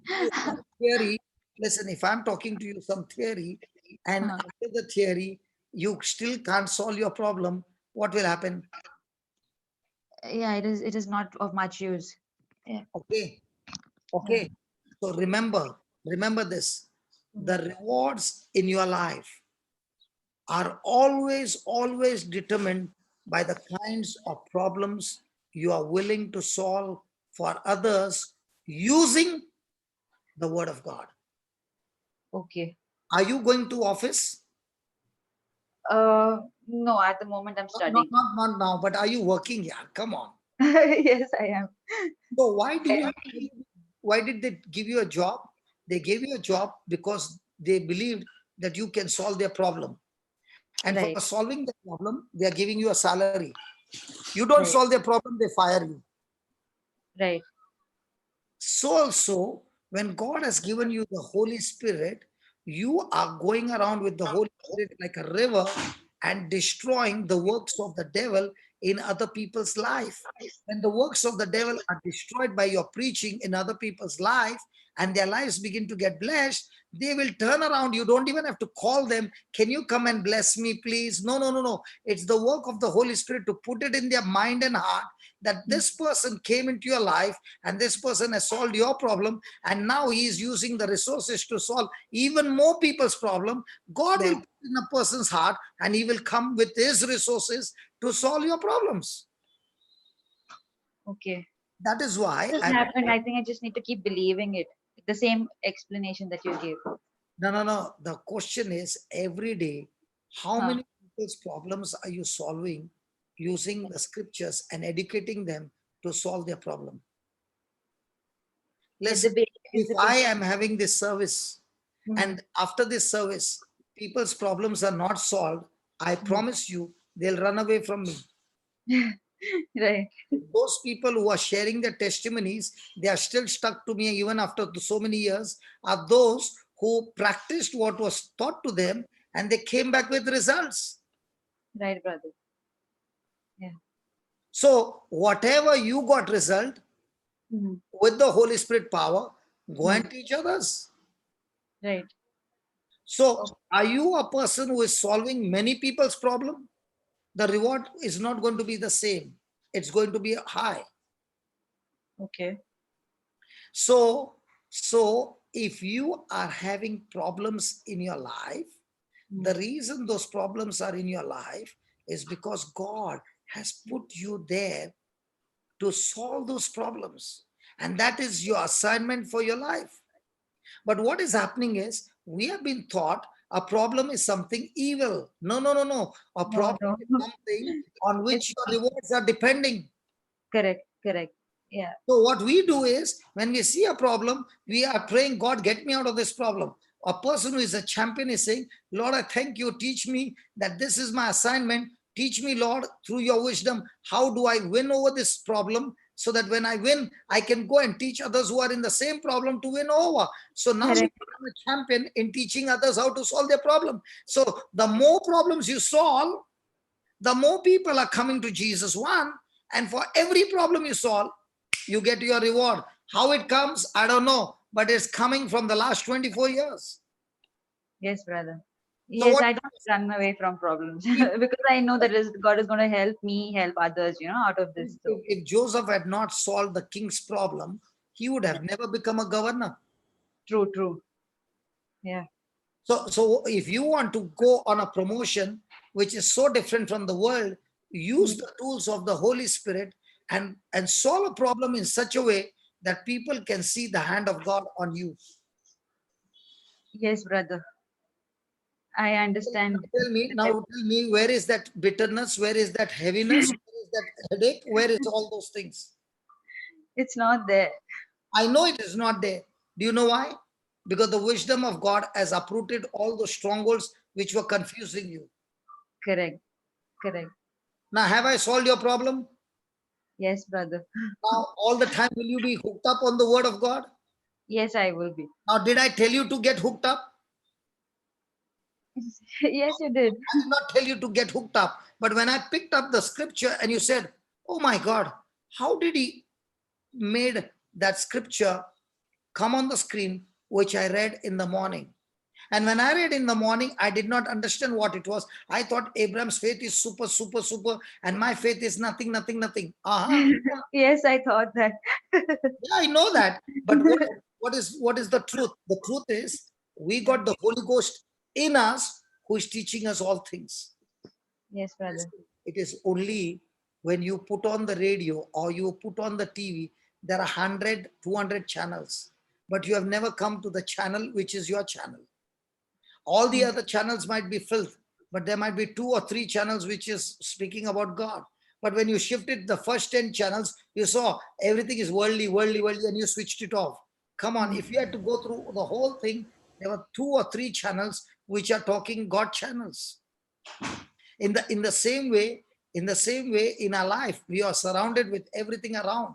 But when you are stuck to the word of God will teach you how to use the wisdom with the gift of tongues. He will give you wisdom. He will give you understanding by which your problems are solved. And when the problems are solved, I don't have to tell people, please listen to the word. A person who understands that I need to have a relationship with God, this word of truth will set me free. He will never then turn into a beggar. He will never say next time, brother, keep me in prayer. He's saying, hey, I have gone into a school where the Holy Spirit is going to teach me how to apply the truth.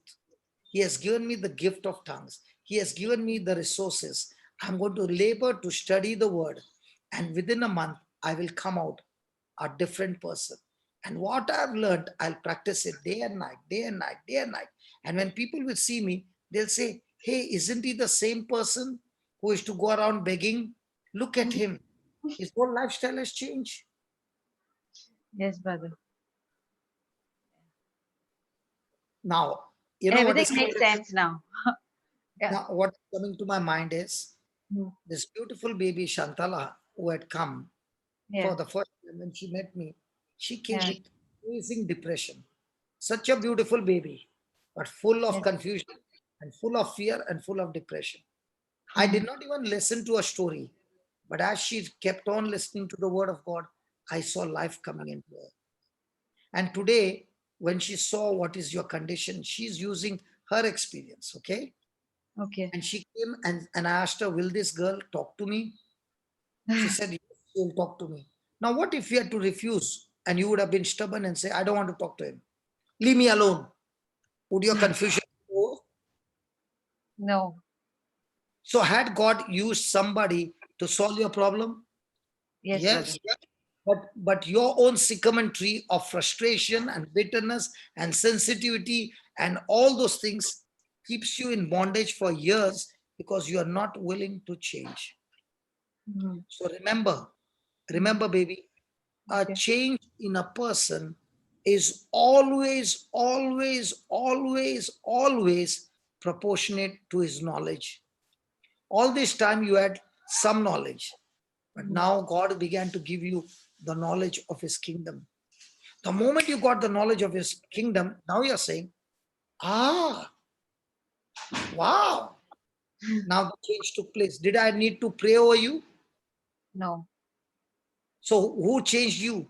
The truth changed you. Where did you get the truth? From the knowledge. Where did you get the knowledge? From his word. Right. Hallelujah. Hallelujah.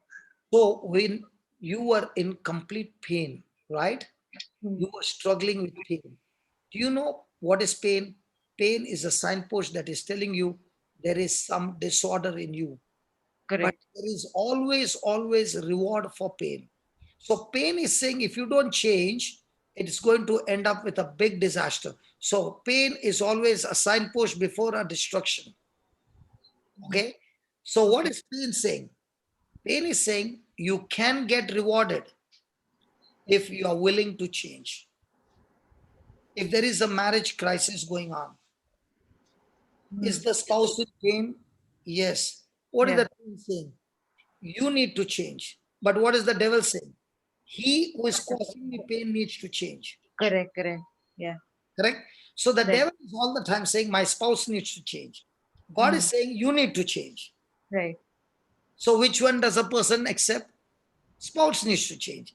So every time the person is stubborn, every time the person is angry, every time the person is irritated because of that other one troubling. But if the person understands, I need to change and gets into the word and makes Jesus the source and is constantly looking at Jesus, even if the spouse is doing all kinds of rubbish, the person's eyes is fixed on Jesus. Now, will Jesus give that person the faith? He Yes. will. Yeah. Will Jesus give that person compassion? Yes. Will Yes. Jesus teach that person the truths? Yes. So when he keeps looking at Jesus, remember, Jesus is the author and Jesus is the finisher of our faith. Means what? As long as you're looking at Jesus, in spite of the pain, you're looking at Jesus. Jesus will now begin to deal with the spouse. But what is the devil going to say?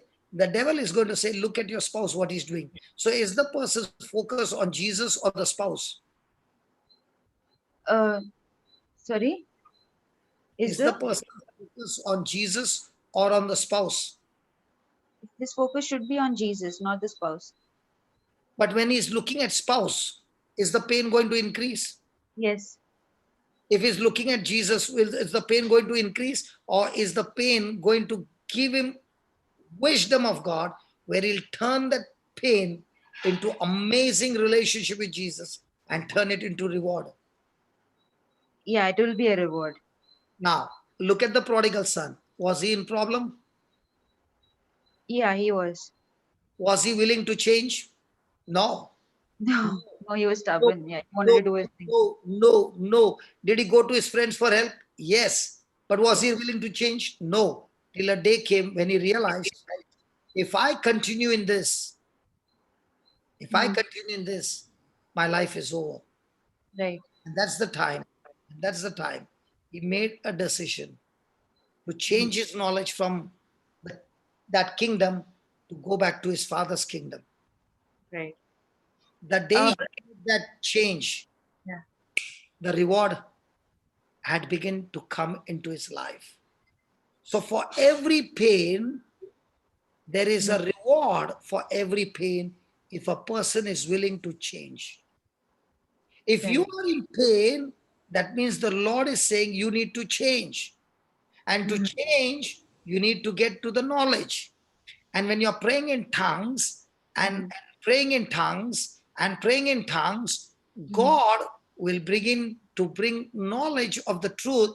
And when you begin to make a decision to go into that truth, your pain will turn into reward. So my pain of losing everything, what happened? The knowledge came, I was willing to change. And when I changed, I stopped going to the club, stop going to gang fights, stop into my sinful life, stop into all this and all this and all this. Now, when I look behind the number of years, it's only blessings. Yes, brother.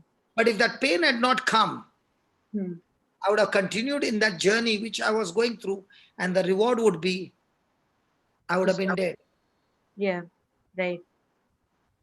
So can you see your testimony coming on the screen has blessed so many people? Yes, brother. I hope it has. I just hope What do you mean it by I hope it has? Is it a truth? I'm glad it No. has.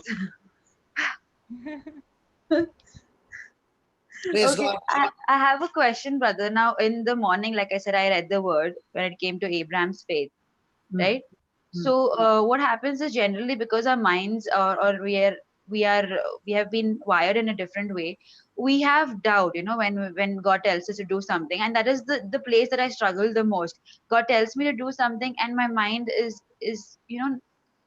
thinking, okay, is this what God told me to do, or was it not right, or was it, you understand what I'm saying? So Okay, I'll answer that. I'll answer that. right. You read in the morning Hebrews 11:8, correct? I read Genesis where Abraham is told to go to the land and Okay, he just okay, obeys. Right, okay, okay. right, So you read that. right. How long did it remain in your mind? It remained. Now I'm been making a decision to stick to what God has been telling me to. From the time you read it, Right. when you got headache, Hmm. okay, was Hmm. at that time those things in your mind or the headache?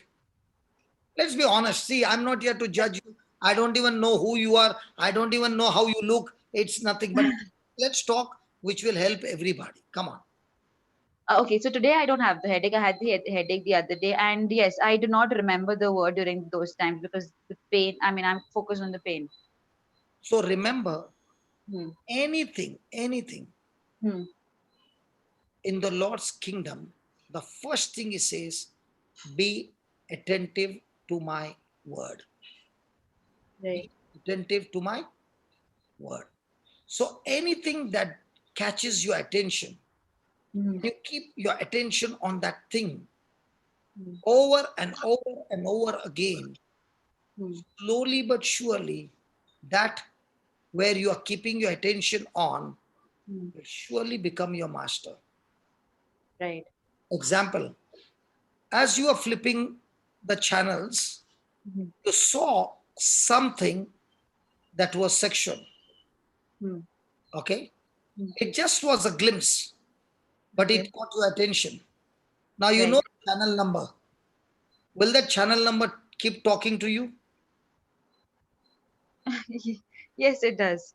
Okay. Now, when nobody is there, Hmm. will that channel number talk to you loudly? Yeah, something of temptation does talk loudly. Yes. Yeah. Now, when you shift to the channel, Hmm. the next day you shift to the channel, the third day you shift to the channel. Now, has that channel become your master? Right. In the same way, let's take it the other way. You are flipping the channels Hmm. and you got an anointing of the Holy Spirit manifestation, and people are getting healed. Hmm. Okay, Hmm. as you are shifting, and it Hmm. drew your attention. Hmm. The next day you went to the same channel, and the next day you went to the same channel, and the next day you went to the same channel. Do you know Right. now you got addicted to this channel? Yes. So it is what, where are you drawing your attention on will become your master. Correct. So once your attention is on the word day and night, the Hmm. day and night, that attention, the word of God has become your master. So now when he becomes your strong master, and if any thought comes, you're not confused Right. because it has become such a stronghold. Hmm. Yeah. Are, are you understanding? Yes, I'm following through. Right. Praise God. Yes, brother. Yeah, initially it was a little tough. Now it's getting better. So I understand what you're saying. Praise God. So, Yeah. so see every day what is Hmm. catching your attention. Make the word Right. of God your attention. Right. That's why before the healing starts, the in Proverbs 4:20, it says, "My son, pay attention to my word." If you Hmm. miss that, you have missed the whole kingdom. True. Yeah. So when you have paid attention to the word, okay, now that word becomes your master, and when something else is coming against you, you are able to remember it so quickly. And now, because you remember what had caught your attention, your life is now controlled by what you choose to remember. Correct. Right. That's why the scriptures have to be learned by heart. So when Jesus faced Satan, Mhm. he was able to remember and speak those scriptures out of his mouth, word to word, and that's what tormented the devil. And the Bible says he fled from him. Correct. In the same way, your confusion will flee from you when you choose to pay attention and remember the word of God. Is that clear? Yes, brother. So you read every day and you keep reading the same word and you keep biting it, is it? And you Whatever that you read. by adding it and keep using it so that it becomes a part of your life. But if I'm starting with Genesis, how do I like? No. You are reading the whole chapter. I'm not saying learn the whole chapter. Okay. I'm saying learn the scriptures which are the promises of God. Okay. And when you're reading the scripture, when you're reading the chapter, learn the practical applications in those chapters. Okay. Shall I interrupt 1 minute? Yeah. Sure. She comes. I know your voice. I have heard you. I have seen you in the center. I know you very well. Yeah. Yeah. Very regular to the center. Everybody knows me. Yeah. Your voice is so. Now you don't need to. Jocelyn. You know. Yes, Papa. Listen. All those things are needed. That's okay. No. That's okay, brother. Because I'm okay. she is listening to the word of God. Listen. When she doesn't want identity to be disclosed, it's not necessary to say whether she's coming to the center, not coming to the center. Don't. Yeah. No, it's okay. It's okay now. It's all right. What I meant is she is already having the word of God. She is listening to the word of God. Yeah. That is the reason I said. Now, if for me, when I took one track, I kept listening that same track again and again and again. It's not about how much you hear and study. In fact, only that teaching, that CD, I at least heard that only CD for at least three years, and I did not cover the whole CD because one track I was hearing again and again and again. Okay. So you don't need to go and study so much. Okay. So you mean I just listen to the track every time and so that I remember that track in my head all the time? Yes. Not only remember it, but put it in use, Baba. Okay. I'm confused. Honestly, I'm confused. I'm trying to do so much for the kingdom that, I'm confused how to go about all of these things. That's the problem. Are you working? Yes, I am. So do they give you promotion every day? No. No. Are you doing the same job again and again? Yes. Are you becoming a master in that job? Yes. And then there are exams to be applied? Yes. So when you apply for those exams and you're giving all the right answers, will they give you the next level? Yes, brother. So also in our life, how many exams are you passing every day decides your next promotion? Correct. Your next promotion does not depend on how much knowledge you have. It depends on how much exams are you passing every day. Okay. And do you know what is the exam of passing? The level of your patience. In Christianity, it is not how many people you healed. It's not on how much word you know. It's all about in the midst of your storm, how much did you endure and stay your ground with patience. Okay. So the person who is extreme strong and is extremely patient in the midst of the worst storm of his life, God calls him a matured Christian. Yes, brother. So even if your father has left a big inheritance and you're only 16, can you claim those inheritance? No. So when does a person get inheritance?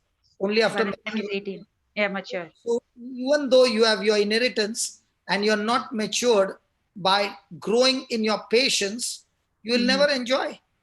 Correct. So your whole journey is about how much of test you take, and that it is the test that helps you to grow with your patience. Right, brother. If there's no test, there's no patience. Right. And in the midst of the test, you are not tested, your faith is tested. Yes, brother. And when your faith is tested, that's when a person is like a farmer growing his patience. Because when your faith is tested, you might fail, you might fail, you might fail. And now you are taking the same test again and again and again. And this time you are becoming consistent. Correct. This time your attitude is remaining consistent. And the more and more you do that, the Bible says, when patience had her perfect work in you, you shall mature, you shall grow, you shall develop, you shall be completed, lacking in nothing. Nothing. Yes. So if your patience fails, you are going to be in the same class for the next 10 years. Correct. Yeah. Yes, brother. Thank you so much. I mean, for giving me so much time. Somebody is saying, I failed my driving test the first time. Then what happened? They have to repeat it again.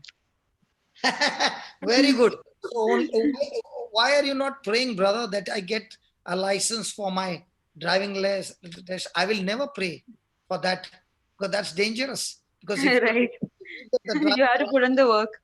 if you get the driving license and not good in driving, you will cause accidents for yourself and kill so many others. True. Yeah. Somebody will say, where did you get that matured? It is in James chapter 1, verse 2, 3, and 4. And to get into that, the gift of tongues is a powerful gift that will help you to build up your faith, which we learned yesterday in Jude 1:20, and also help you to grow up in your agape love. So now with agape love, faith put together, just put the James 1, 2, 3, and 4.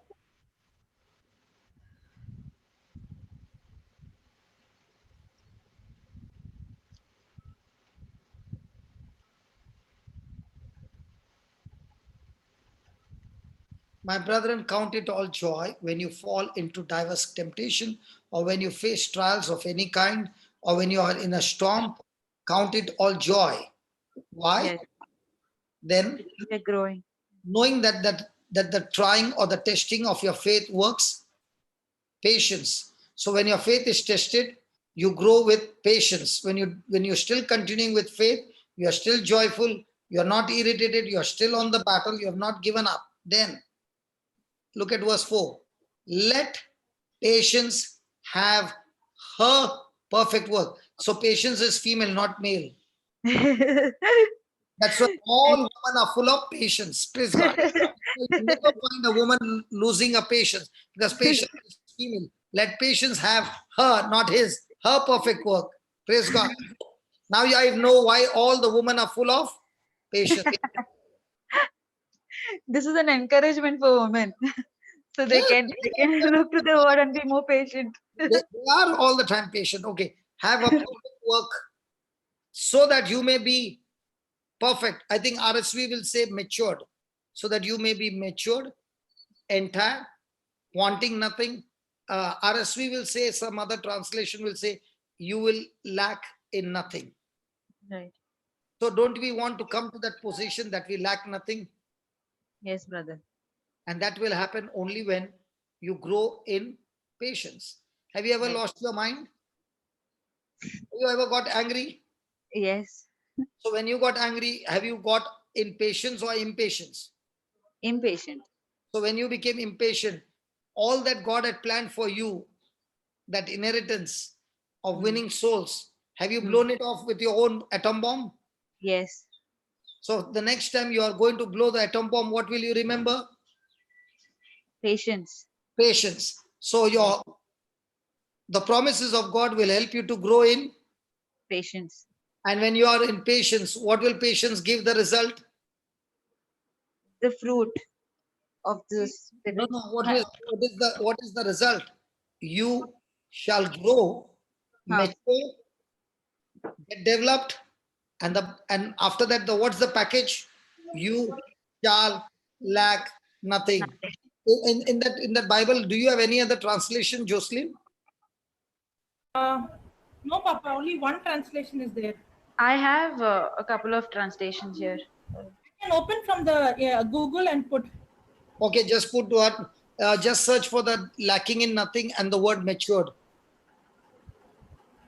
Now somebody will say, how come you are using some translation here, some translation there? My question is, how many dresses you got?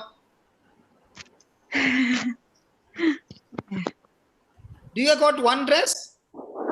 Hey baby, talk to me. What happened? Oh, I'm here.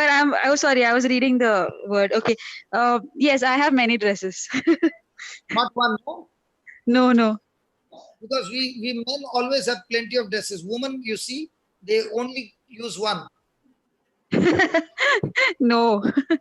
That is why Mother Teresa had only two Woman's dresses. choice. Why Mother Teresa had two. And that's why she was full of patience. She had only two dresses. One wearing, one for wash. Right. And that's why, baby, you also got two. At the moment, I have more, but yeah, I can go to 2. No, don't do that. Don't do that, man.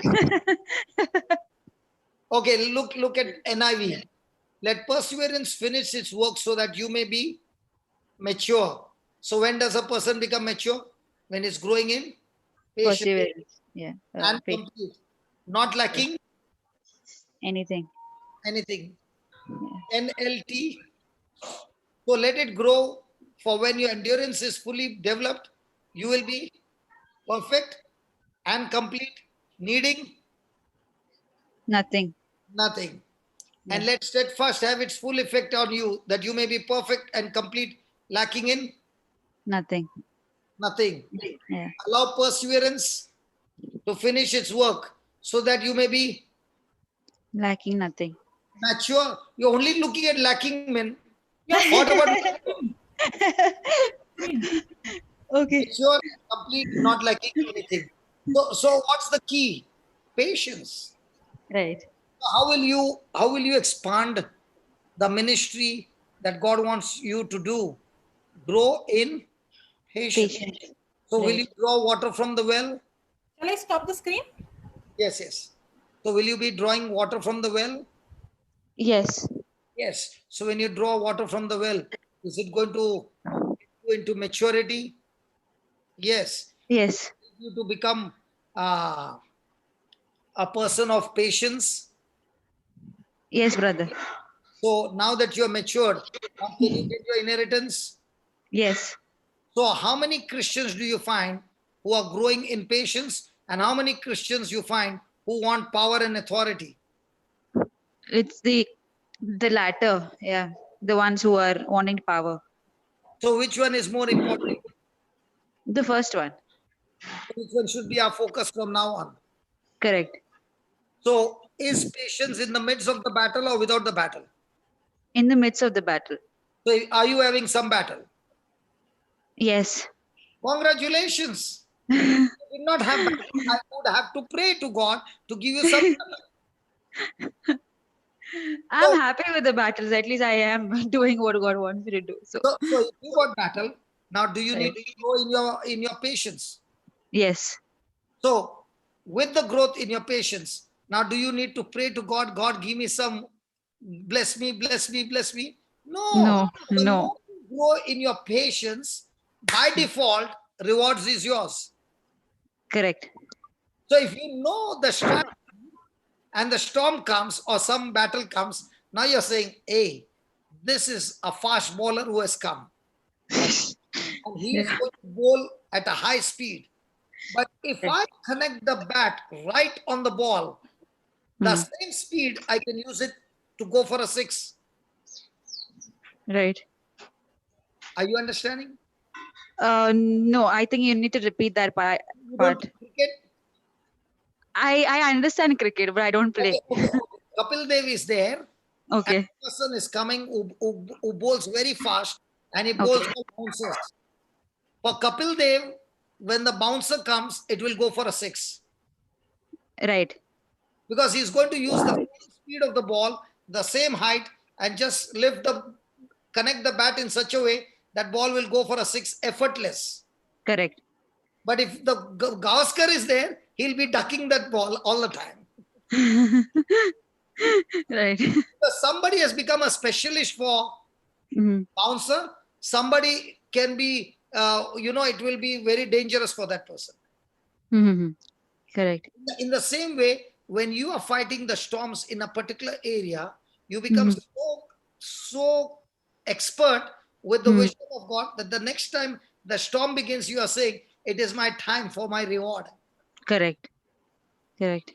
So you're going in growing and growing and growing in patience. And the more you're growing and growing in patience, you're getting more and more matured. And that maturity is drawing you to a place of lacking in nothing.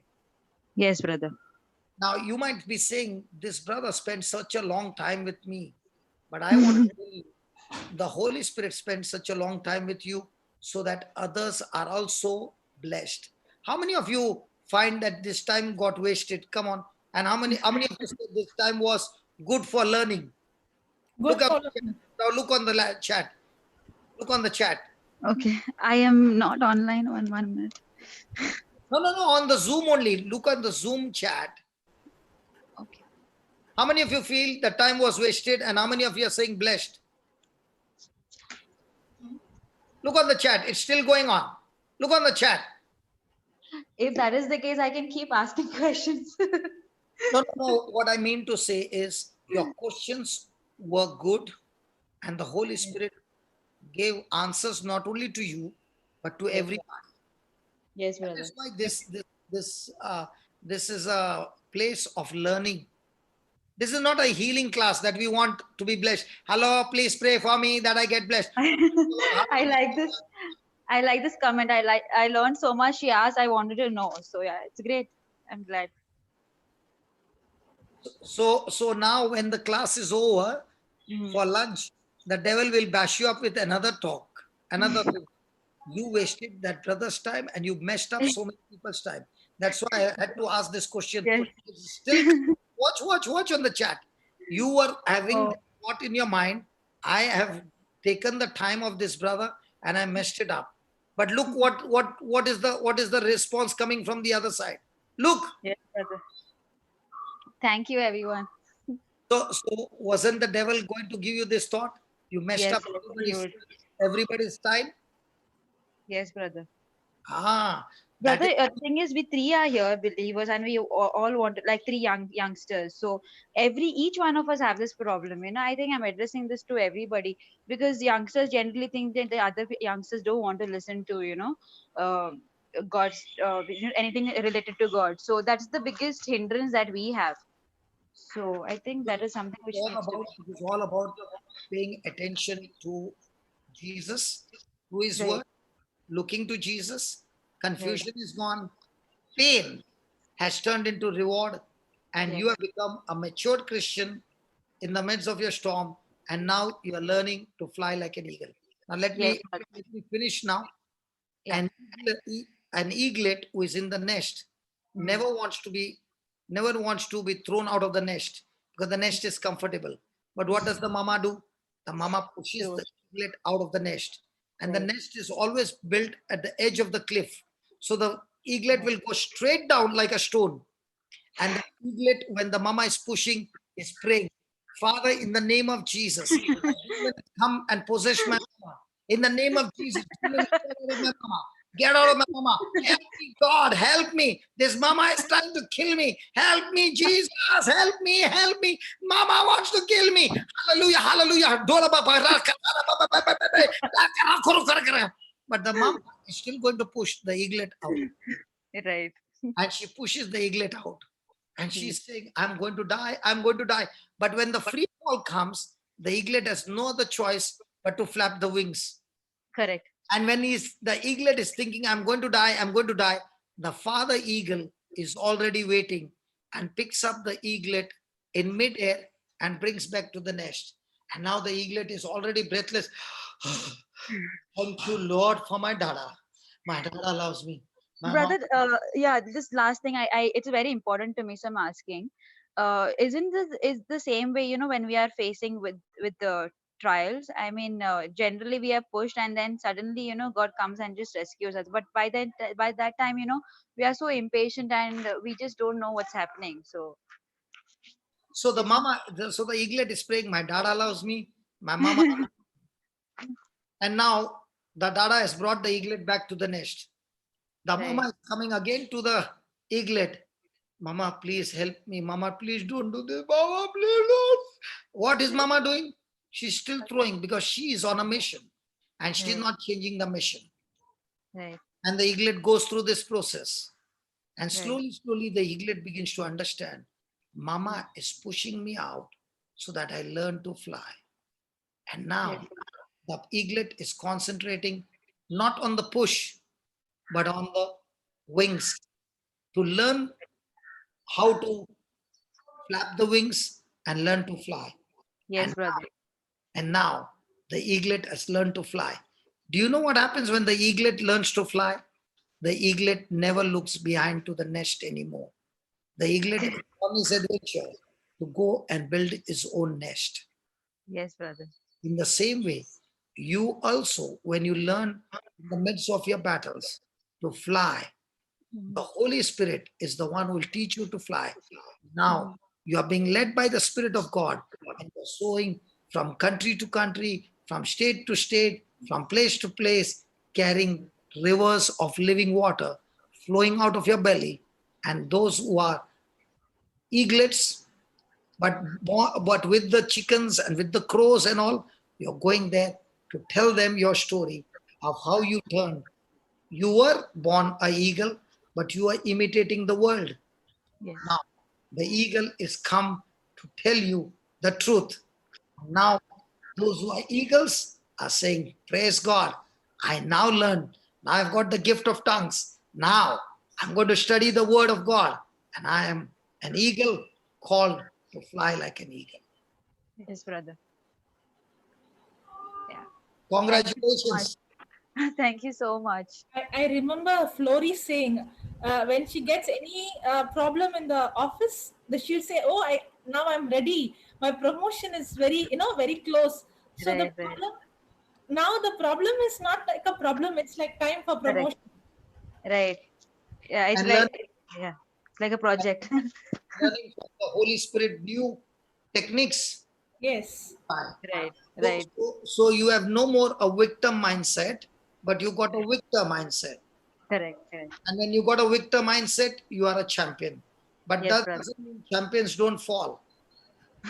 I think that is what the misunderstanding is.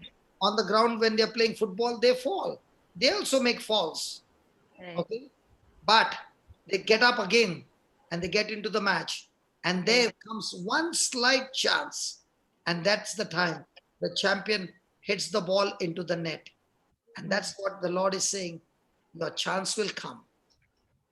That's the time you hit the stroke so beautiful that you turn into a victor. You are a champion. Yes. Come on, champ. Thank you, brother. All the three together are champs. And it's so good that you three are all believing, coming together, praying together, studying the word together. It's always good to be with people who are of faith. Yes, brother. Praise Very God. important for us. Yeah. Yeah. So God bless you all. Thank you so much. Praise God. Yeah. Praise God. Pray for 5-10 minutes in tongues, that all that we have studied, this is the time the Spirit of God will make all that we have studied into flesh, that it goes deep down in our heart and begins to become flesh in us, so that our minds are renewed and we fly like an eagle. Father, thank you for speaking to us. Lord, it was you who spoke to me that there's a person who is suffering from migraine, terrible things happening. And Lord, from there on, you took the class in a different direction. But we thank you, Lord, that whatever was spoken was so practical, so much to learn, and so much to practice. Spirit of God, as we pray in tongues, Lord, thank you. Come on, Marina, Jude, Jocelyn, come on, speak in tongues, come on. And all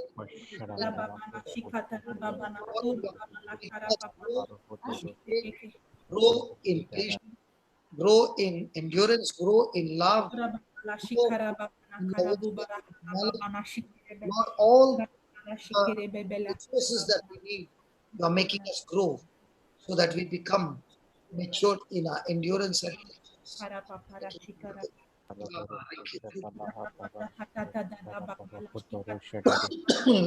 Peshi dedi rada hala hata rashara makare he peshi kadi tata posho do popo sharakan edele kara hata rashata kalu popo shakala hata rashi dedi de dara pashi dedi karo popo shakala hata rashi dedi peshi karo hoto roshara hata rashi dedi kara paro hoto roshata e peshi kara kala hata rashi dedi kara hata rashi dedi Peshi karo polo kara kara kara shiteri kari kara palo hoto shakala hatara shiteri kara palo hoto shatara dara hatara shateri Strengthen ederi dedi dedi shiteri kara palo hoto shakala hatara shiteri kara pala hatara hopo shakala hatara shatara hatara kolo hopo inside hoto your shiteri spirit, in your Andara habashi dari you are being shakara hala hatara shatari de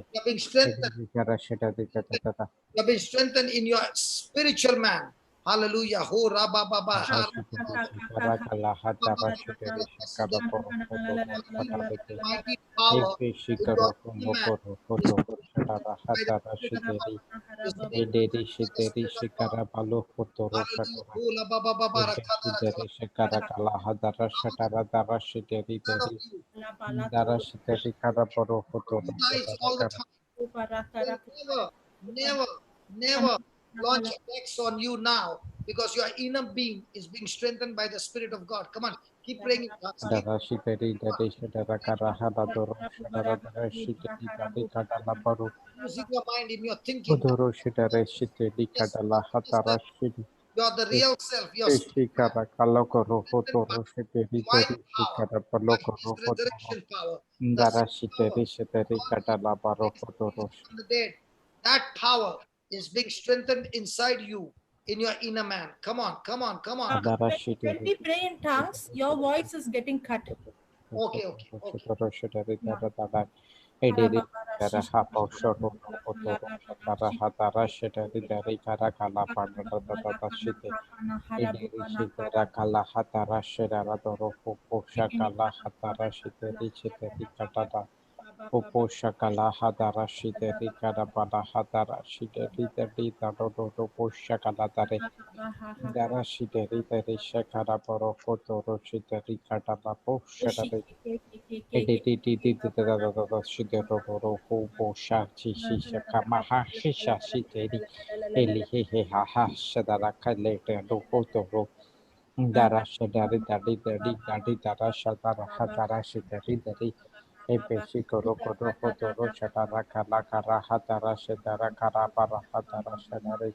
Ederi shikara kara paru hotoro shatara dara shitara dara kara paru hoto. Uposha koro koro hotoro shatari kara kara paru hotoro shatari kara paru hotoro. Upo doro shatara koro koro hotoro hotoro shatari kara paru hotoro shatara shite. Ede kate shitari dara hatara shatara uposha kala. Okay. So we break for lunch for 30 minutes and we'll be back at 1:30, 25 minutes. We'll be back for 1:30 and then we will start first directly we'll start on the benefits of tongues. Okay. Yep, Okay. and Marina will not be here because she has some work. She has to go to her office. Okay, not a problem. We'll still be able to continue. Okay. Please God. Brother, you can put off the live. Yeah, yeah. How it works is it takes only one mic at a time. When